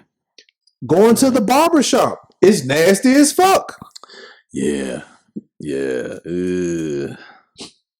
I was looking at this podcast, nigga was saying something, and I was like, they do that. He was like, this is like the barbershop nasty as hell. Your barber over there got his dick on your elbow, sitting up there, got his hands where he can touch other people's necks and head, got his hands on your head. Wait a minute, you lost me at dick elbow. That part. dick and elbow don't go together. If you're sitting in the barber chair and he's cutting your hair, his dick has rubbed up against your elbow at some time during getting your hair cut.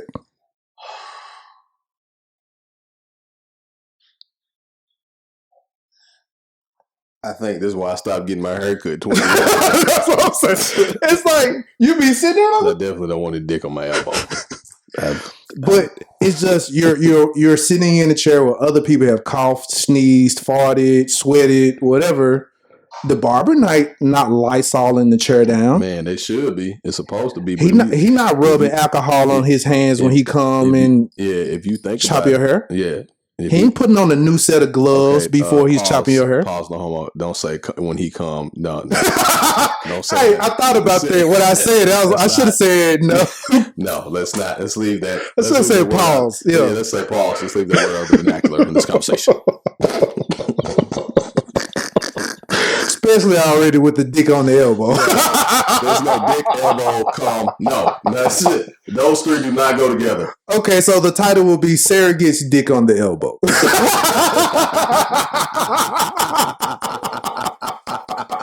I am glad we're not on the major network because I am fucking canceled right now.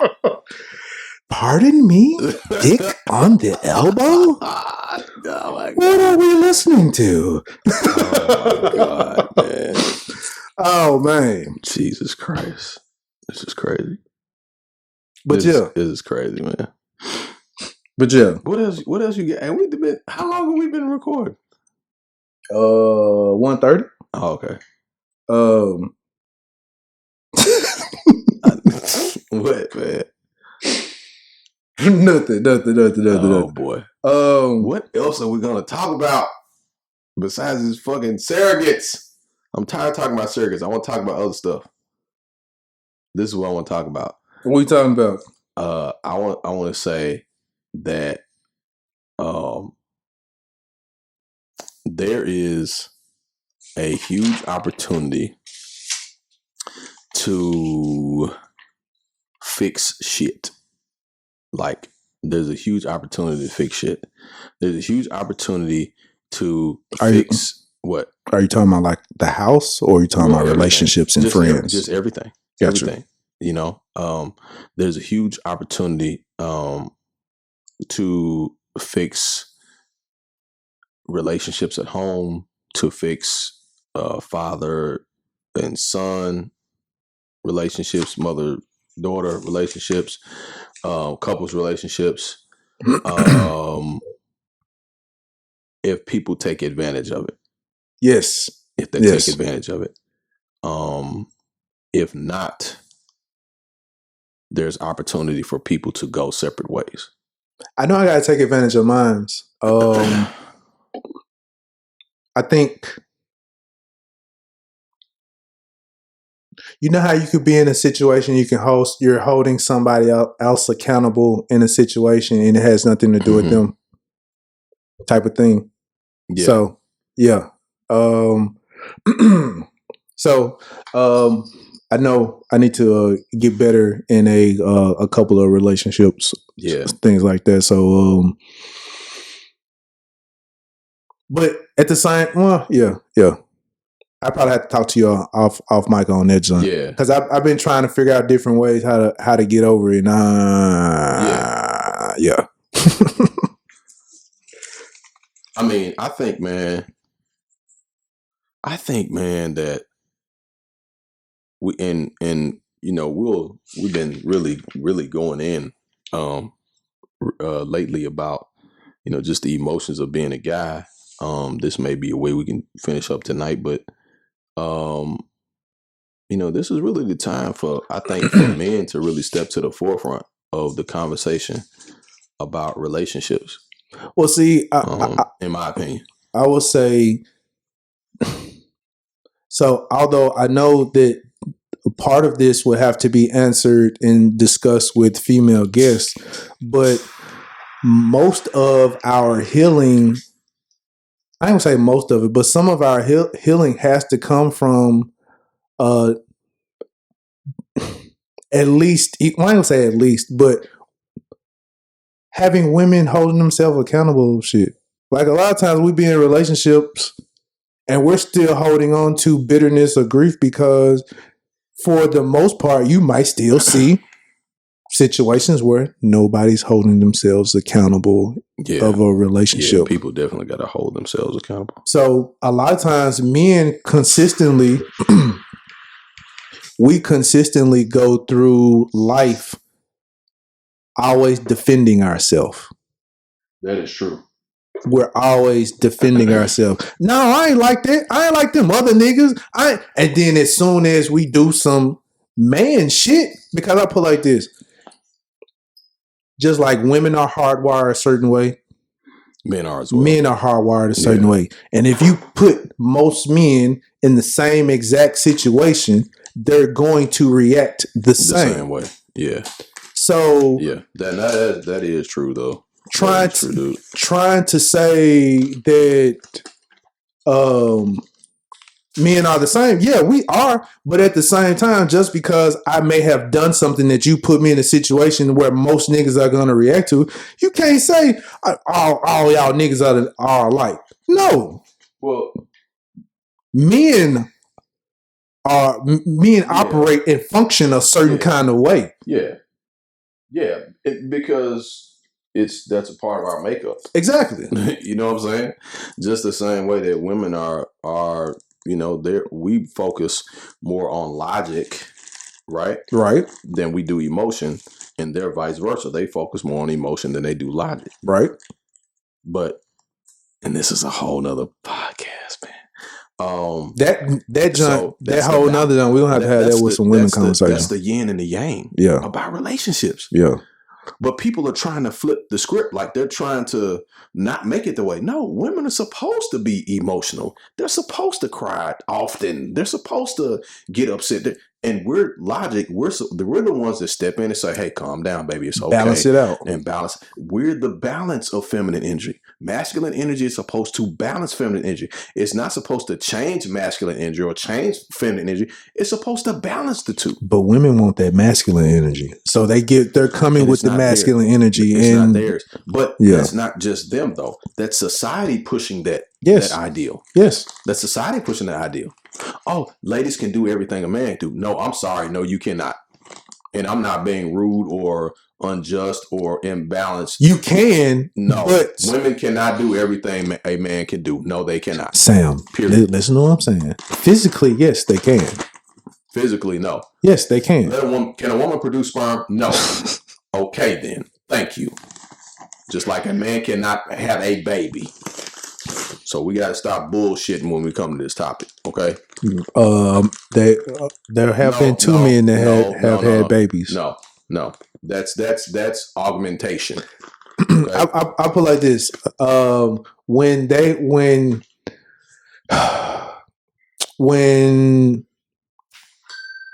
have figured out how to feminize seeds, turn male seeds into female seeds in order to be able to genetically modify, sir, it will be coming. Men will be having babies. Because of the simple fact, the roles are reversed now. The more women are out in the working force. Did you know the statistics have shown that more women are dying of heart disease and heart failure and stress-related issues than ever before, ever since they began to have more leadership positions in corporations and so forth and so on, right? Because emotionally, they can't take their stress. And also, because of that stress, remember, the men were dying of those things. Yes. So when you ask for that, you get it all. You understand what I'm saying? When you ask, I get what you're saying, but I'm saying if a woman comes into the conversation, she's gonna say, "So you can't tell me I can't physically do that?" They can physically do it, but the thing is, just because you can does not mean you should. No, I agree.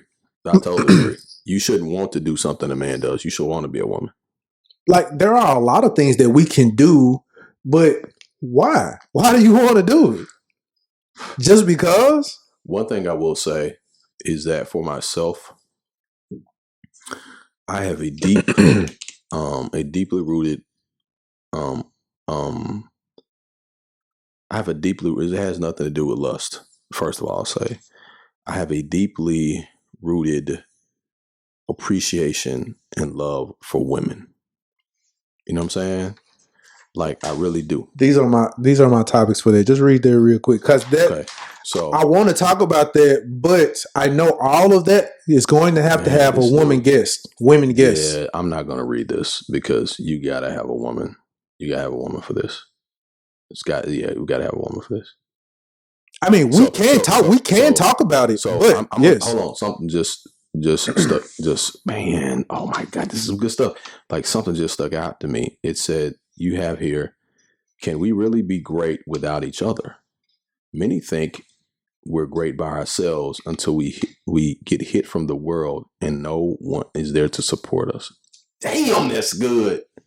That's why I just said the yin and the yang. You gotta have the balance. Because most women could say, I ain't gotta have no men, I ain't gotta have no man, this, that, and the other. And she could be in the top positions, manager, whatever like that. She ain't got no man to come to unleash her problems, talk to, vent, or whatever. She might have her girlfriends, but it's still not the same. You gotta have that masculine energy. It's still not the same, right? It's still not the same to balance that out for her. So even when she goes to her girlfriends, she's still unbalanced because it's all one-sided of feminine energy. The same thing with a man. When he gets off work, he don't have no woman to come and talk to say, man, these people did this, that, to calm him down emotionally or anything like that. Man, we do need each other. Dude, man. But this whole system of things is separating us, keeping us separate, finding other different little bitty ways to keep us separate from each other. Oh, shit. I gotta read this. You laughing because you probably know what I'm reading. Yeah. Is there ever a thought in a person's mind that maybe the reason you are single is just simply because you're not a good person? All men aren't trash. All women aren't trash either. For some of you jaded guys. I'm jaded, but I understand that all women are not trash. Yeah, you're different. I'm talking about the dudes who mad at every woman ever. Yeah. After a while, it's just your taste. Some people still go to McDonald's. Nah, ain't no. Yeah. And some people go to Chick-fil-A.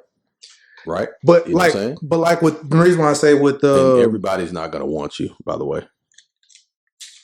Like with the all men are trash. After a while, it's just your taste. So, like, even with all the information out here, and you know how filthy or nasty McDonald's is, there are people who still fucking go to McDonald's. It's a line around the corner every day, man. So it's like, that's just your taste. Mm-hmm. Now it can't be said, oh, girl, all men are dogs. No, bitch, you just like dogs. Well, you know. You, like I said in the last podcast, you just like strays. You like pound puppies. So there is you don't want no real nigga. I'm glad you said that, because that'll be a perfect way to end, because I'm finna piss some people off of what I'm about to do. Go ahead. There are no fuckboys without there are no fuckboys without chicks to fuck. Understand what I'm saying? Fuck boys will not exist without fuck chicks. Fuckboys exist because women accept them. You're saying the exact same thing I'm saying. Yeah. If you know what a fuckboy is, why do you continue to mess with them? Why Because- do you continue to allow them in your space? Why do you seek them out? If you know that if you sense the slightest that they are a fuckboy, and you're trusting your senses to tell you that. And I'm not tripping. Like, I'm not with the fuckboy shit either. That goes to the previous conversation that we had. They don't want a relationship just like we don't. But at the same time, because they already know that he a fuckboy. So she already knows, hey, I can use this as my out. It's already her out. So the minute he does, that's a goddamn shame, man. So the minute he does any fuckboy shit, she can be like, you know what, I'm out. Yeah, I'm gone. Because you're a fuckboy. She done already enjoyed the moments. And in essence, good. And in essence, she's a fuck girl too. Yes. You are what you attract. God damn. Okay. That's the end of the podcast. We don't need to say anything else. Thanks, you guys, for showing up tonight. Hopefully you enjoyed everything you heard. And that's the thing. God damn, that was good. You attract it. Yes. It's your energy. Man. It's your energy. I don't even need to talk nothing else. If we back to energies and frequencies and things like that, your energy is attracting that energy. Like when women like, I don't know why I be attracting these niggas who just want to fuck, bitch, because you give off that sex energy. You giving it off. You giving off the anticipation of. You know what you're doing, but you want to keep claiming victim. And you know the other way. These niggas that's all they want to do. You keep dressing like it, shawty. Oh shit. Give the nigga something else. This gonna get us canceled. Give the nigga something else to look at to enjoy something. I'm glad you said that. Enjoy something else other visually. I'm glad you said that. Because outside, I put like this a lot. I'll let you go ahead, but what I see on Instagram a lot of times, like women who all they post are just their attractive pictures. Yeah, that's all. That's all that they have. Yeah, that's some bullshit. They don't have a personality. They don't have anything else. That's just that. Yeah, nothing else. Some bullshit. So when you sitting up there kicking it, all she's on is social media. All she's on is constantly trying to take pictures of herself or whatever like that. She don't have no. You know what? She don't have wifey. She don't have wifey substance. No, she don't have no substance to herself. Because wifey. Let me tell you about wifey. Wifey is the woman that can own all of that, but does not have to show it all. Yeah. That's wifey. Yeah. Wifey is, you can always tell if a man really is husband material when he attracts women who have that wifey type of aura. You know what I'm saying? Yeah. That's why back in the day, men married more than one woman. Because there were you like, you know what I mean, if you have that husbandry king type of mentality and aura, you attract queens. You know what I'm saying? And because of the simple fact she wants to build something with you. She wants to build something. Yes.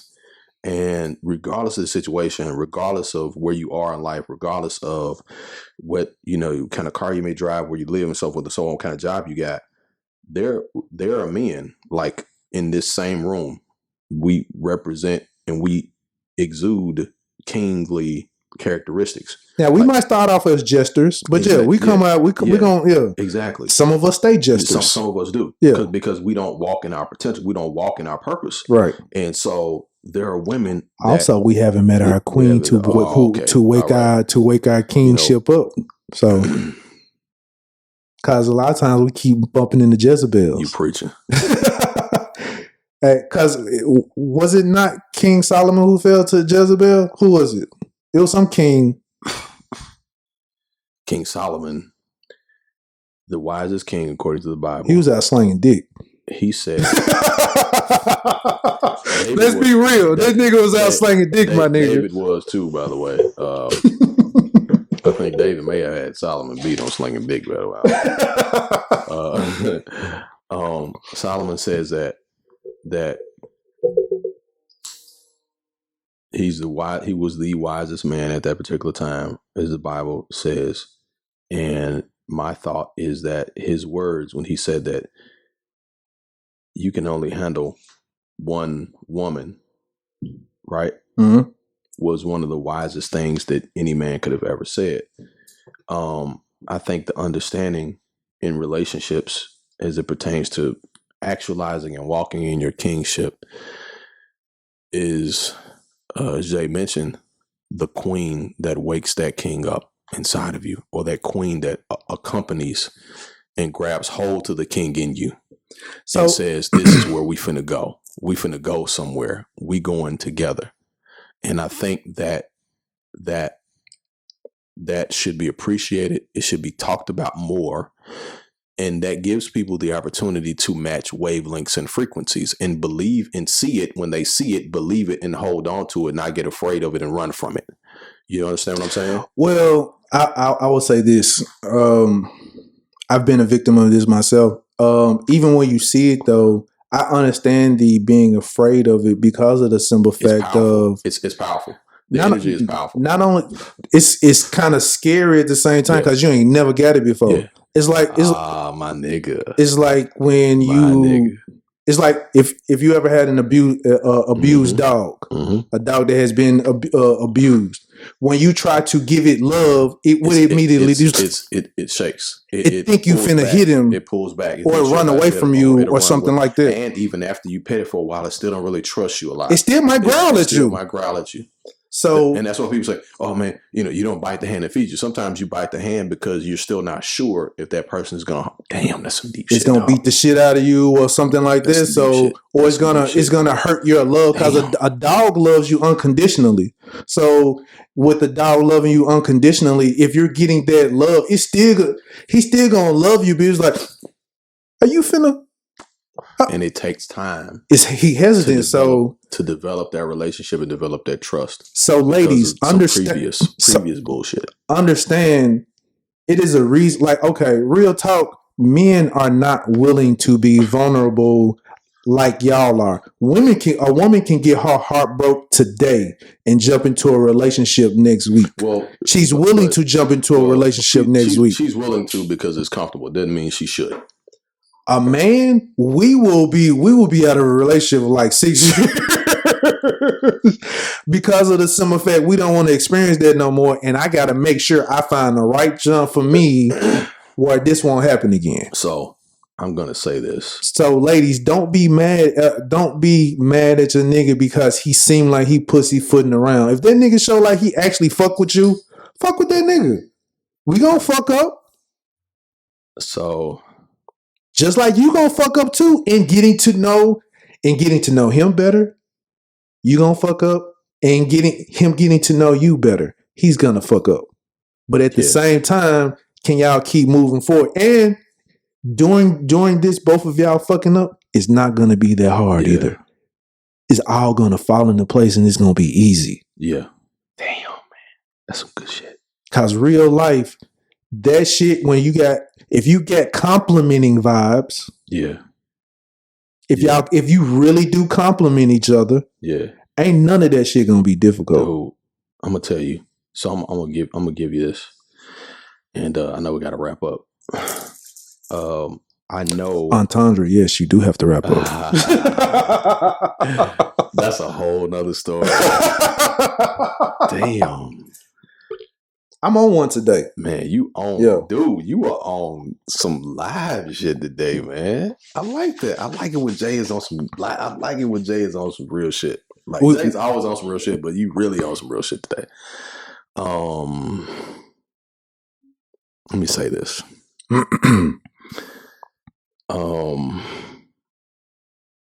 probably finna say some shit that I ain't gonna say I shouldn't say it. I just gotta be honest. I've experienced what it feels like to connect with someone that has the queen aura. Right. And I acknowledged it.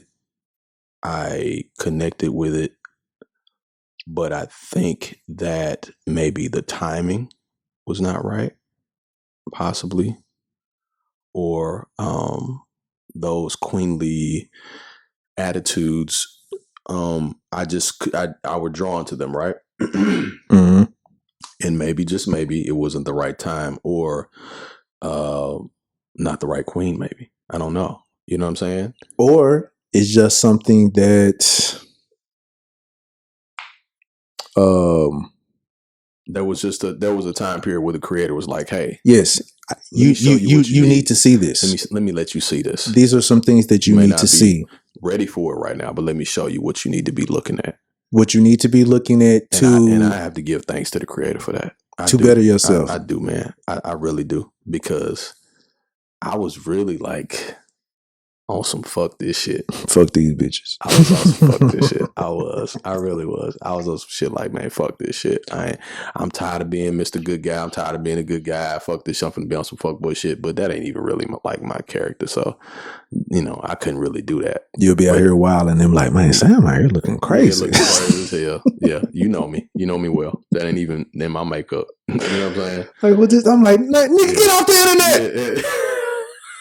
Get off of Facebook now. This nigga is getting comments from all types of and talking shit on the wall. Like, yeah, girl, like, you know what I'm saying? Get off the internet now, nigga. Take that nigga's phone right now. See, it's finna embarrass his whole family. Like, no, man. I just I experienced it. I recognized it. The shit was wonderful.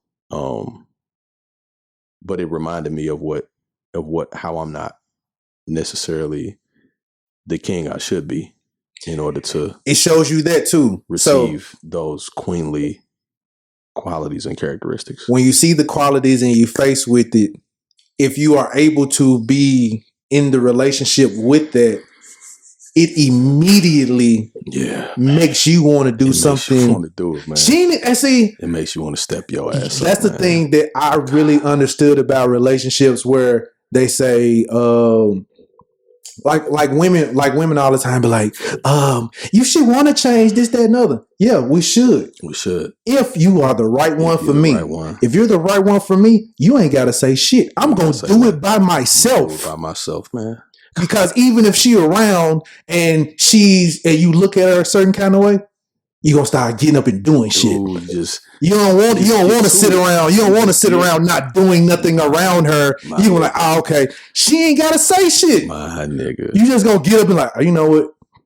My nigga. Let me at least get up and show that I'm being productive or I'm doing something or whatever like that. Even if you got a 9-to-5 job, even when you come home, you still want to show that you are capable of doing some things. Yeah. You're going to do it on your own. Do it on your own. It's going to come automatic. So I will say this.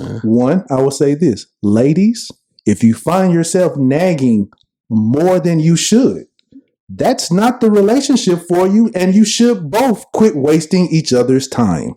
Yeah. Especially if you're not married. If you're not married, walk out of this junk now. Right. Because of the simple fact.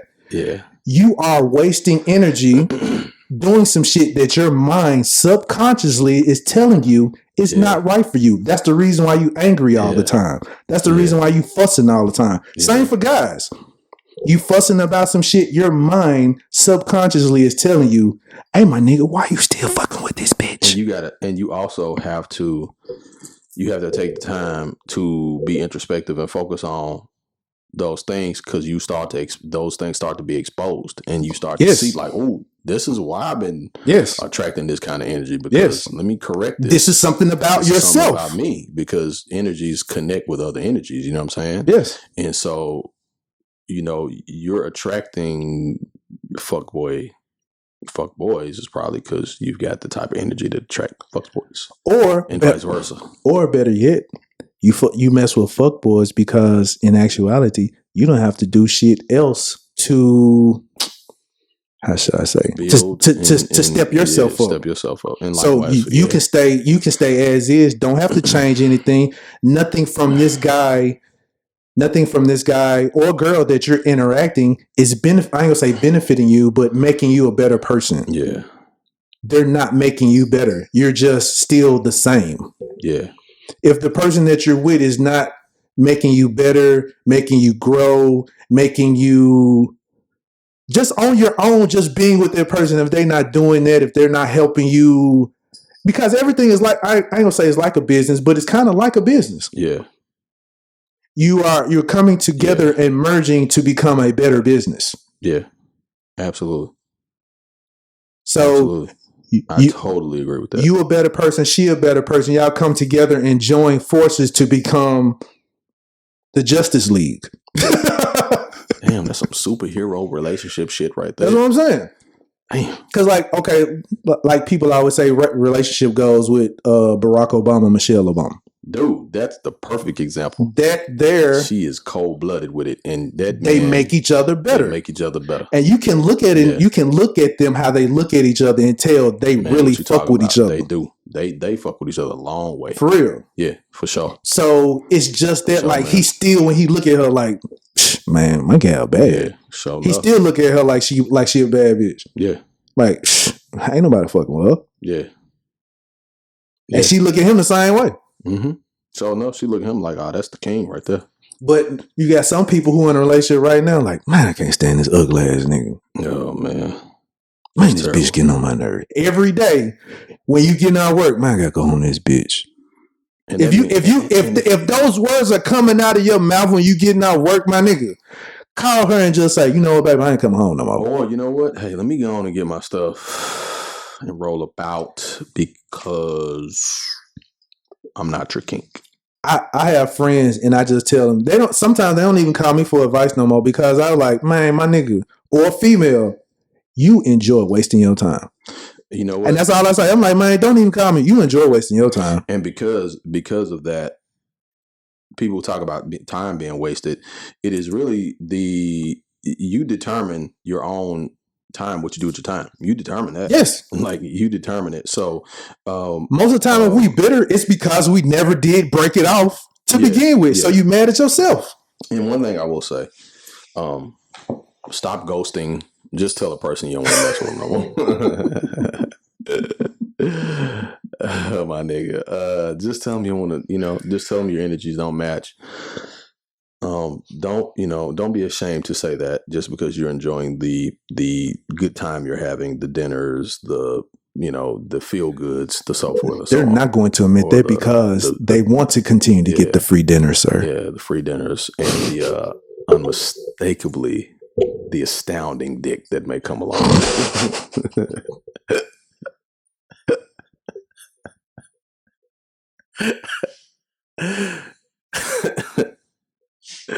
Oh man!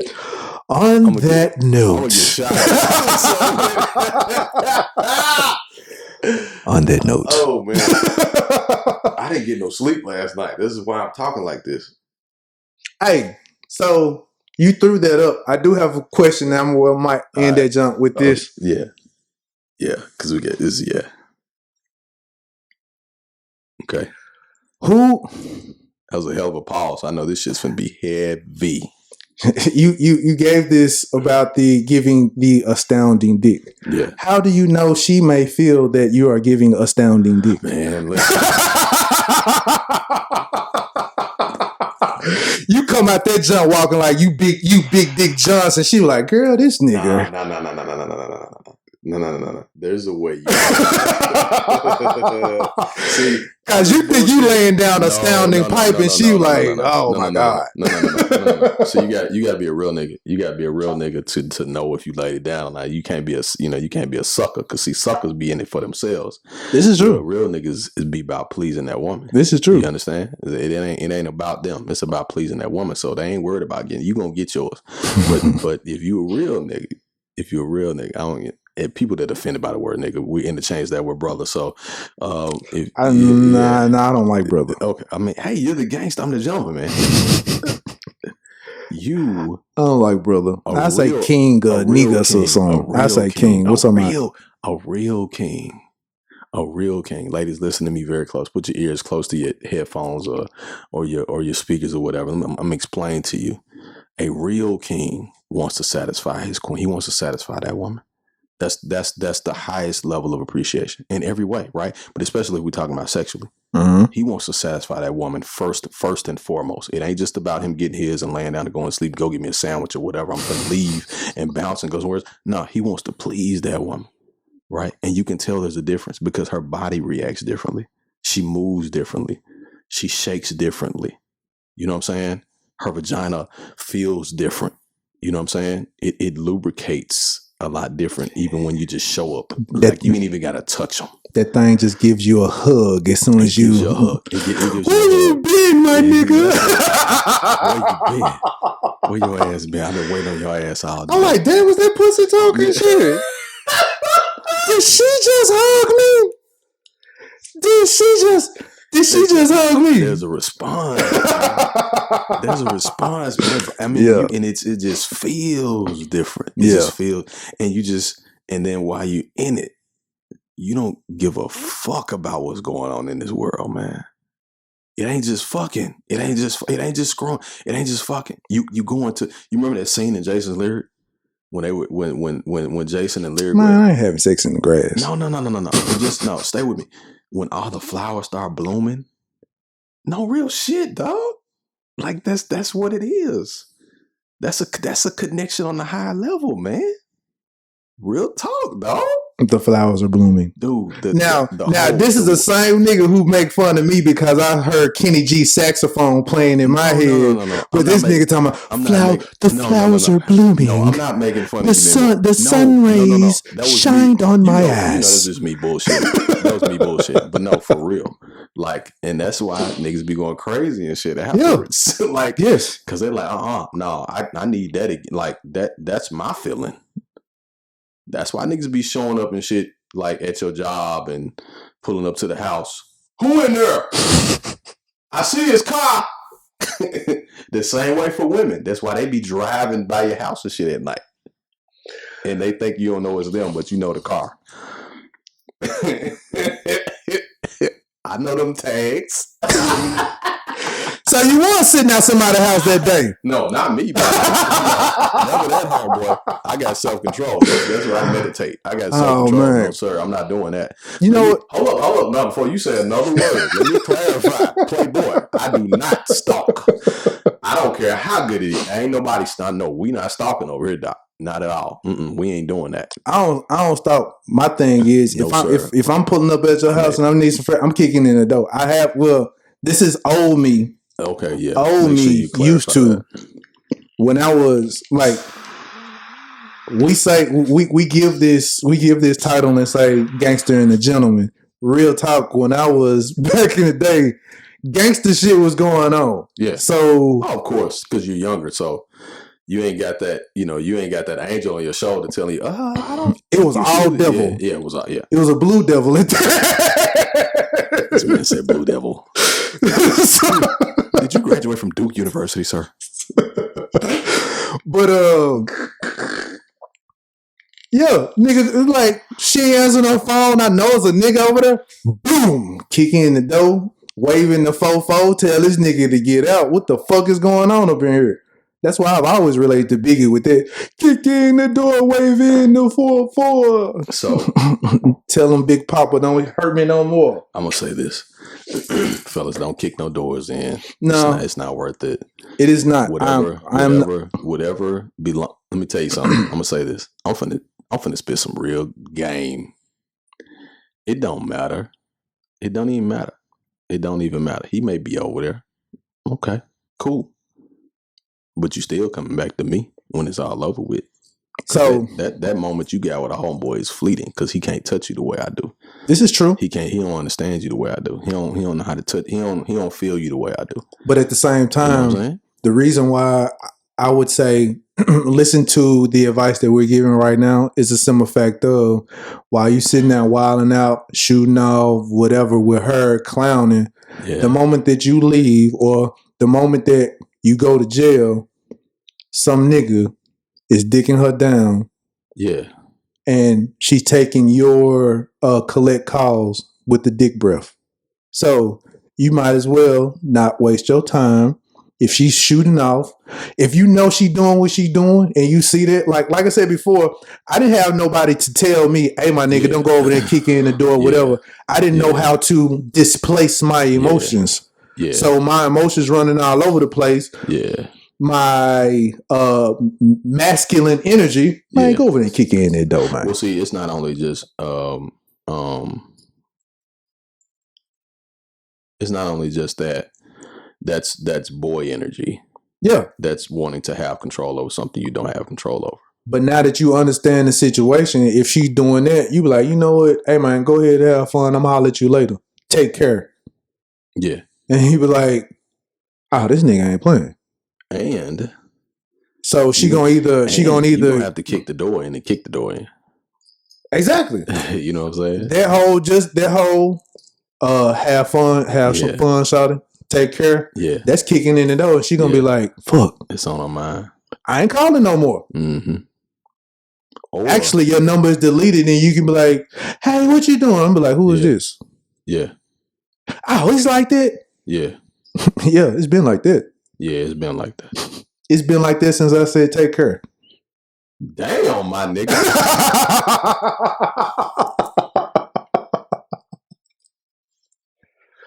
And we ain't talking about the Drake album either. At all. Okay. So actually listen to the Drake album to feel how I feel. You feel me? You feel me? You feel me? So that's shit. Some real shit. Yeah. I don't know why niggas be sleeping on Drake. Drake be talking some real shit. Drake be talking so much real shit. He talking to you. He talking to us. He telling you how to deal with the emotion. Yep. He telling you all of that shit. And we hate on the nigga because it's coming from a light-skinned nigga. Yep. But you hate on the nigga, but he telling you what you feeling anyway. He telling you what you feeling. You want to be gangster and shit, but he telling you what you feeling. Yep. He telling you what you feeling. So, yeah.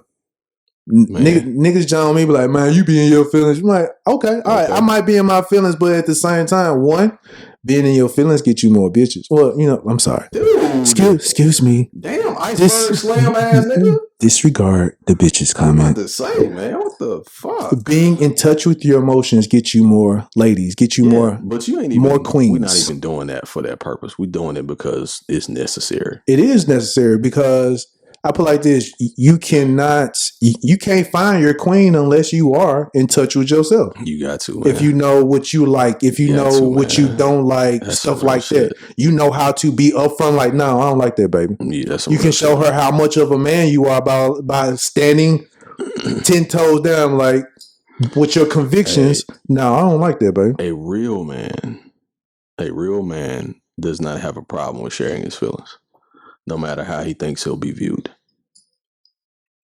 Yeah. This is some of the realest shit that anybody has ever said, in my opinion. And actually, you probably should be more upfront with it. That way, it decides if that's your queen to be or not. Because if she joan you about you being upfront about your feelings or emotion, she ain't your queen. Yeah.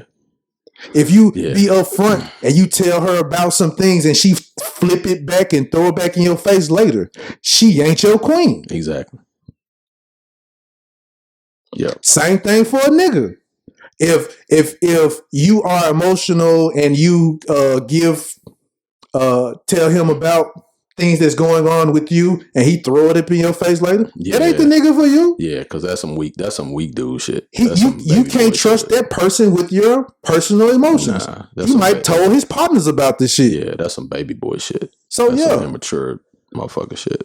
Yeah. If any of that type of shit goes on, one, that's a betrayal in the relationship. Yeah, it really is, because you know that there's some weaknesses, you know that there are some challenges, but you're gonna use that shit in an argument, or you're gonna use that to your advantage, you know, as weaponry. Yeah. Right. In the fight, when in actuality, you should be addressing it and saying, how can I help make things better? Right. How can I strengthen you? How can I be there for you? How can I hold you up when you falling down? Because that's the same shit we want now. We want them to hold us up, you know, when we struggling, we want them to have our back. But you treating her like an enemy. But you treating her like an enemy when she's actually your ally. She's, matter of fact, not just your ally, she's fucking a soldier. Right. With you. Fighting this shit. Now, mind you, we're only talking about your queens. Right. We ain't talking about just a little side piece, whatever. We talking about an actual queen that you see as a queen. Your queen is not going to do these things. And the side chick she's a queen. She just ain't realized it yet. Yeah. She just ain't realized it yet. Yeah. And sometimes it takes a king, all the simping shit we talk about, right? Sometimes it takes a king to say, hey, baby girl, no, I don't want that from you. I mean, not like that. Like, I want you, but I don't want it from you like that. It took make her stop and look like, damn, have I been devaluing myself? Like, oh shit, for real? For real, king? Like, for real, this is what it is? Like, we have to take responsibility and say, no, baby girl, you ain't got to do that for me. Man, I have a partner of mine who has been saying pussy has been devalued for I don't know how long. If pussy was on the stock market, it would be on the bottom of the stock market because of the similar value. He said you have pork bellies. They're part of you can get. And this is the way this man chooses to end the podcast. It's not valued.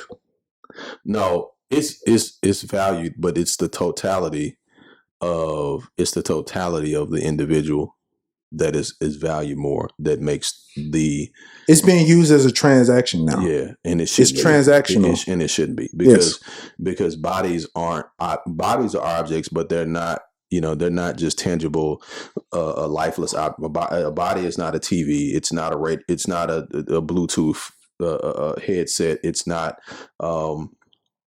It's being transactioned out for J's. Exactly. It's being transactioned out for iPhones. It's being transactioned out for dinner dates at Ruth Chris. Exactly. And it should not be, because should be a higher level of value attached to it. You know what I'm saying? Because there's some things that you can do for a woman that will get you the box and you ain't got to spend a dime. But you know what I'm saying? Yeah. Yeah. Just like they should say, a way to a man's heart's through his stomach. And women cook for niggas, and niggas go out and kill everything and bring Dragon back home. You know what I'm saying? Like, just think about it. You go out and murder 12 people and be like, hey, baby, I got these bodies. Where you want me to put them? You know what I'm saying? It'll do that. Like, that's when you recognize, when you come across a woman that brings out the king in you. Accepts you, not tolerates you. Accepts you, not tolerates you. It's a big difference. Zen is balance. I'm a Libra, so I always talk about balance, right? Mm-hmm. When you have that balance, all the other shit falls right in place, brother. You know that. You know what I'm saying? Accepting, all I would say is look up the definition of acceptance, accept, and look up the definition of tolerate. Mm-hmm. A lot of people are in relationships that they tolerate. Mm-hmm. Because to me, and I think we've had this discussion before too, if you accept somebody, you would never complain in the relationship. That's because true. You're accepting that flaw, mm-hmm. that flaw that they have is not that big of a deal for you to complain about. So you've accepted it, and there's nothing else to bring up. Now, if you're tolerating someone, guess what you're going to be doing? You're always going to be bringing up that person's flaw, complaining about it, saying, why you do this? Why you do that? I hate when you do this. I hate when you do that. And blah, blah, blah, blah, blah. You shouldn't be with them in the first place. You should have just been like, hey, you know what? This is not work. Like, this is not what I need or want, blah, blah, blah. Let me go and make my exit. See you later. Peace out. Yes. Likewise for guys. Same thing. We make things harder than what they are. We really do. And it's really simple. Yeah. It's really, if you sit back, real talk, if you sit back and take some time to yourself, don't date anybody, just sit back and just think and just look back at past relationships, it's really not that hard. We make it difficult. We force ourselves to like people. We force ourselves to love people. We force relationships on people, when in actuality, if you are with somebody and it just does not gel, if it just does not... walk away. Yeah. There's nothing wrong with walking away. There's nothing wrong with walking away. Guess what? If you don't like a job, what do? You quit. You really should. You're supposed to, actually. Because if you stay there, you're not really operating in excellence. You're really operating out of necessity. Yes. You know what I'm saying? Man, this has been a great fucking show tonight. It has I have been. to say, this is probably one of the best we've ever done. I would agree. Yeah. We clicking on all cylinders on the joint. So this yeah, shit is like I would agree. This shit's on another level. So we can go ahead and wrap it because I know keep on. We'll have some more material to wrap we'll be about. doing this shit for like 5 hours. So we can go ahead and wrap this joint up. Yeah. Shout out to all the listeners, man. Everybody rocking with us. This thing is taking off like crazy. Yes. It's going crazy, man. It really is. We appreciate you, man. Continue to tell other people about this. Like, hey, man, listen to these crazy ass niggas on this podcast, man. Crazy like foxes, though. So, I mean, we're silly a lot of times, but at the same time, we gonna spit some real shit within it. So, just appreciate y'all. Listen to us rant, banter off. On a tangent. Yeah, just talking real shit. Yeah, the gangsta and the gentleman. I like that shit. Opening your mind up, you know. Yeah. So I appreciate that. Everyone who's been listening, everyone, I appreciate you. Yeah, for sure, man. So we're gonna go ahead and wrap this joint out. You got anything to close out with? No, man. I just say, fuck these bitches. No, that is not what I'm about to say. God, man, this dude always ruins my moments. I apologize. Redact those statements. No, man. I just like to say,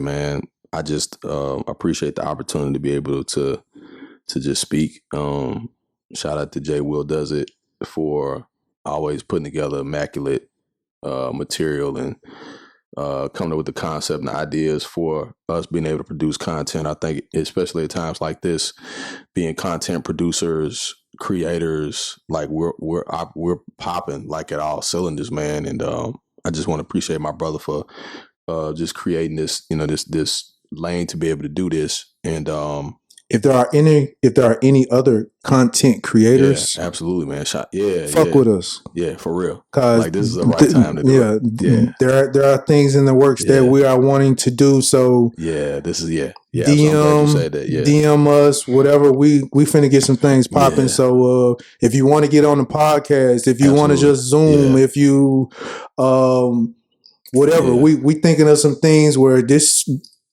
Blue Jay Productions is gonna go into a whole stratosphere. So fuck with me, fuck with us. Absolutely, 100%, man. Yeah.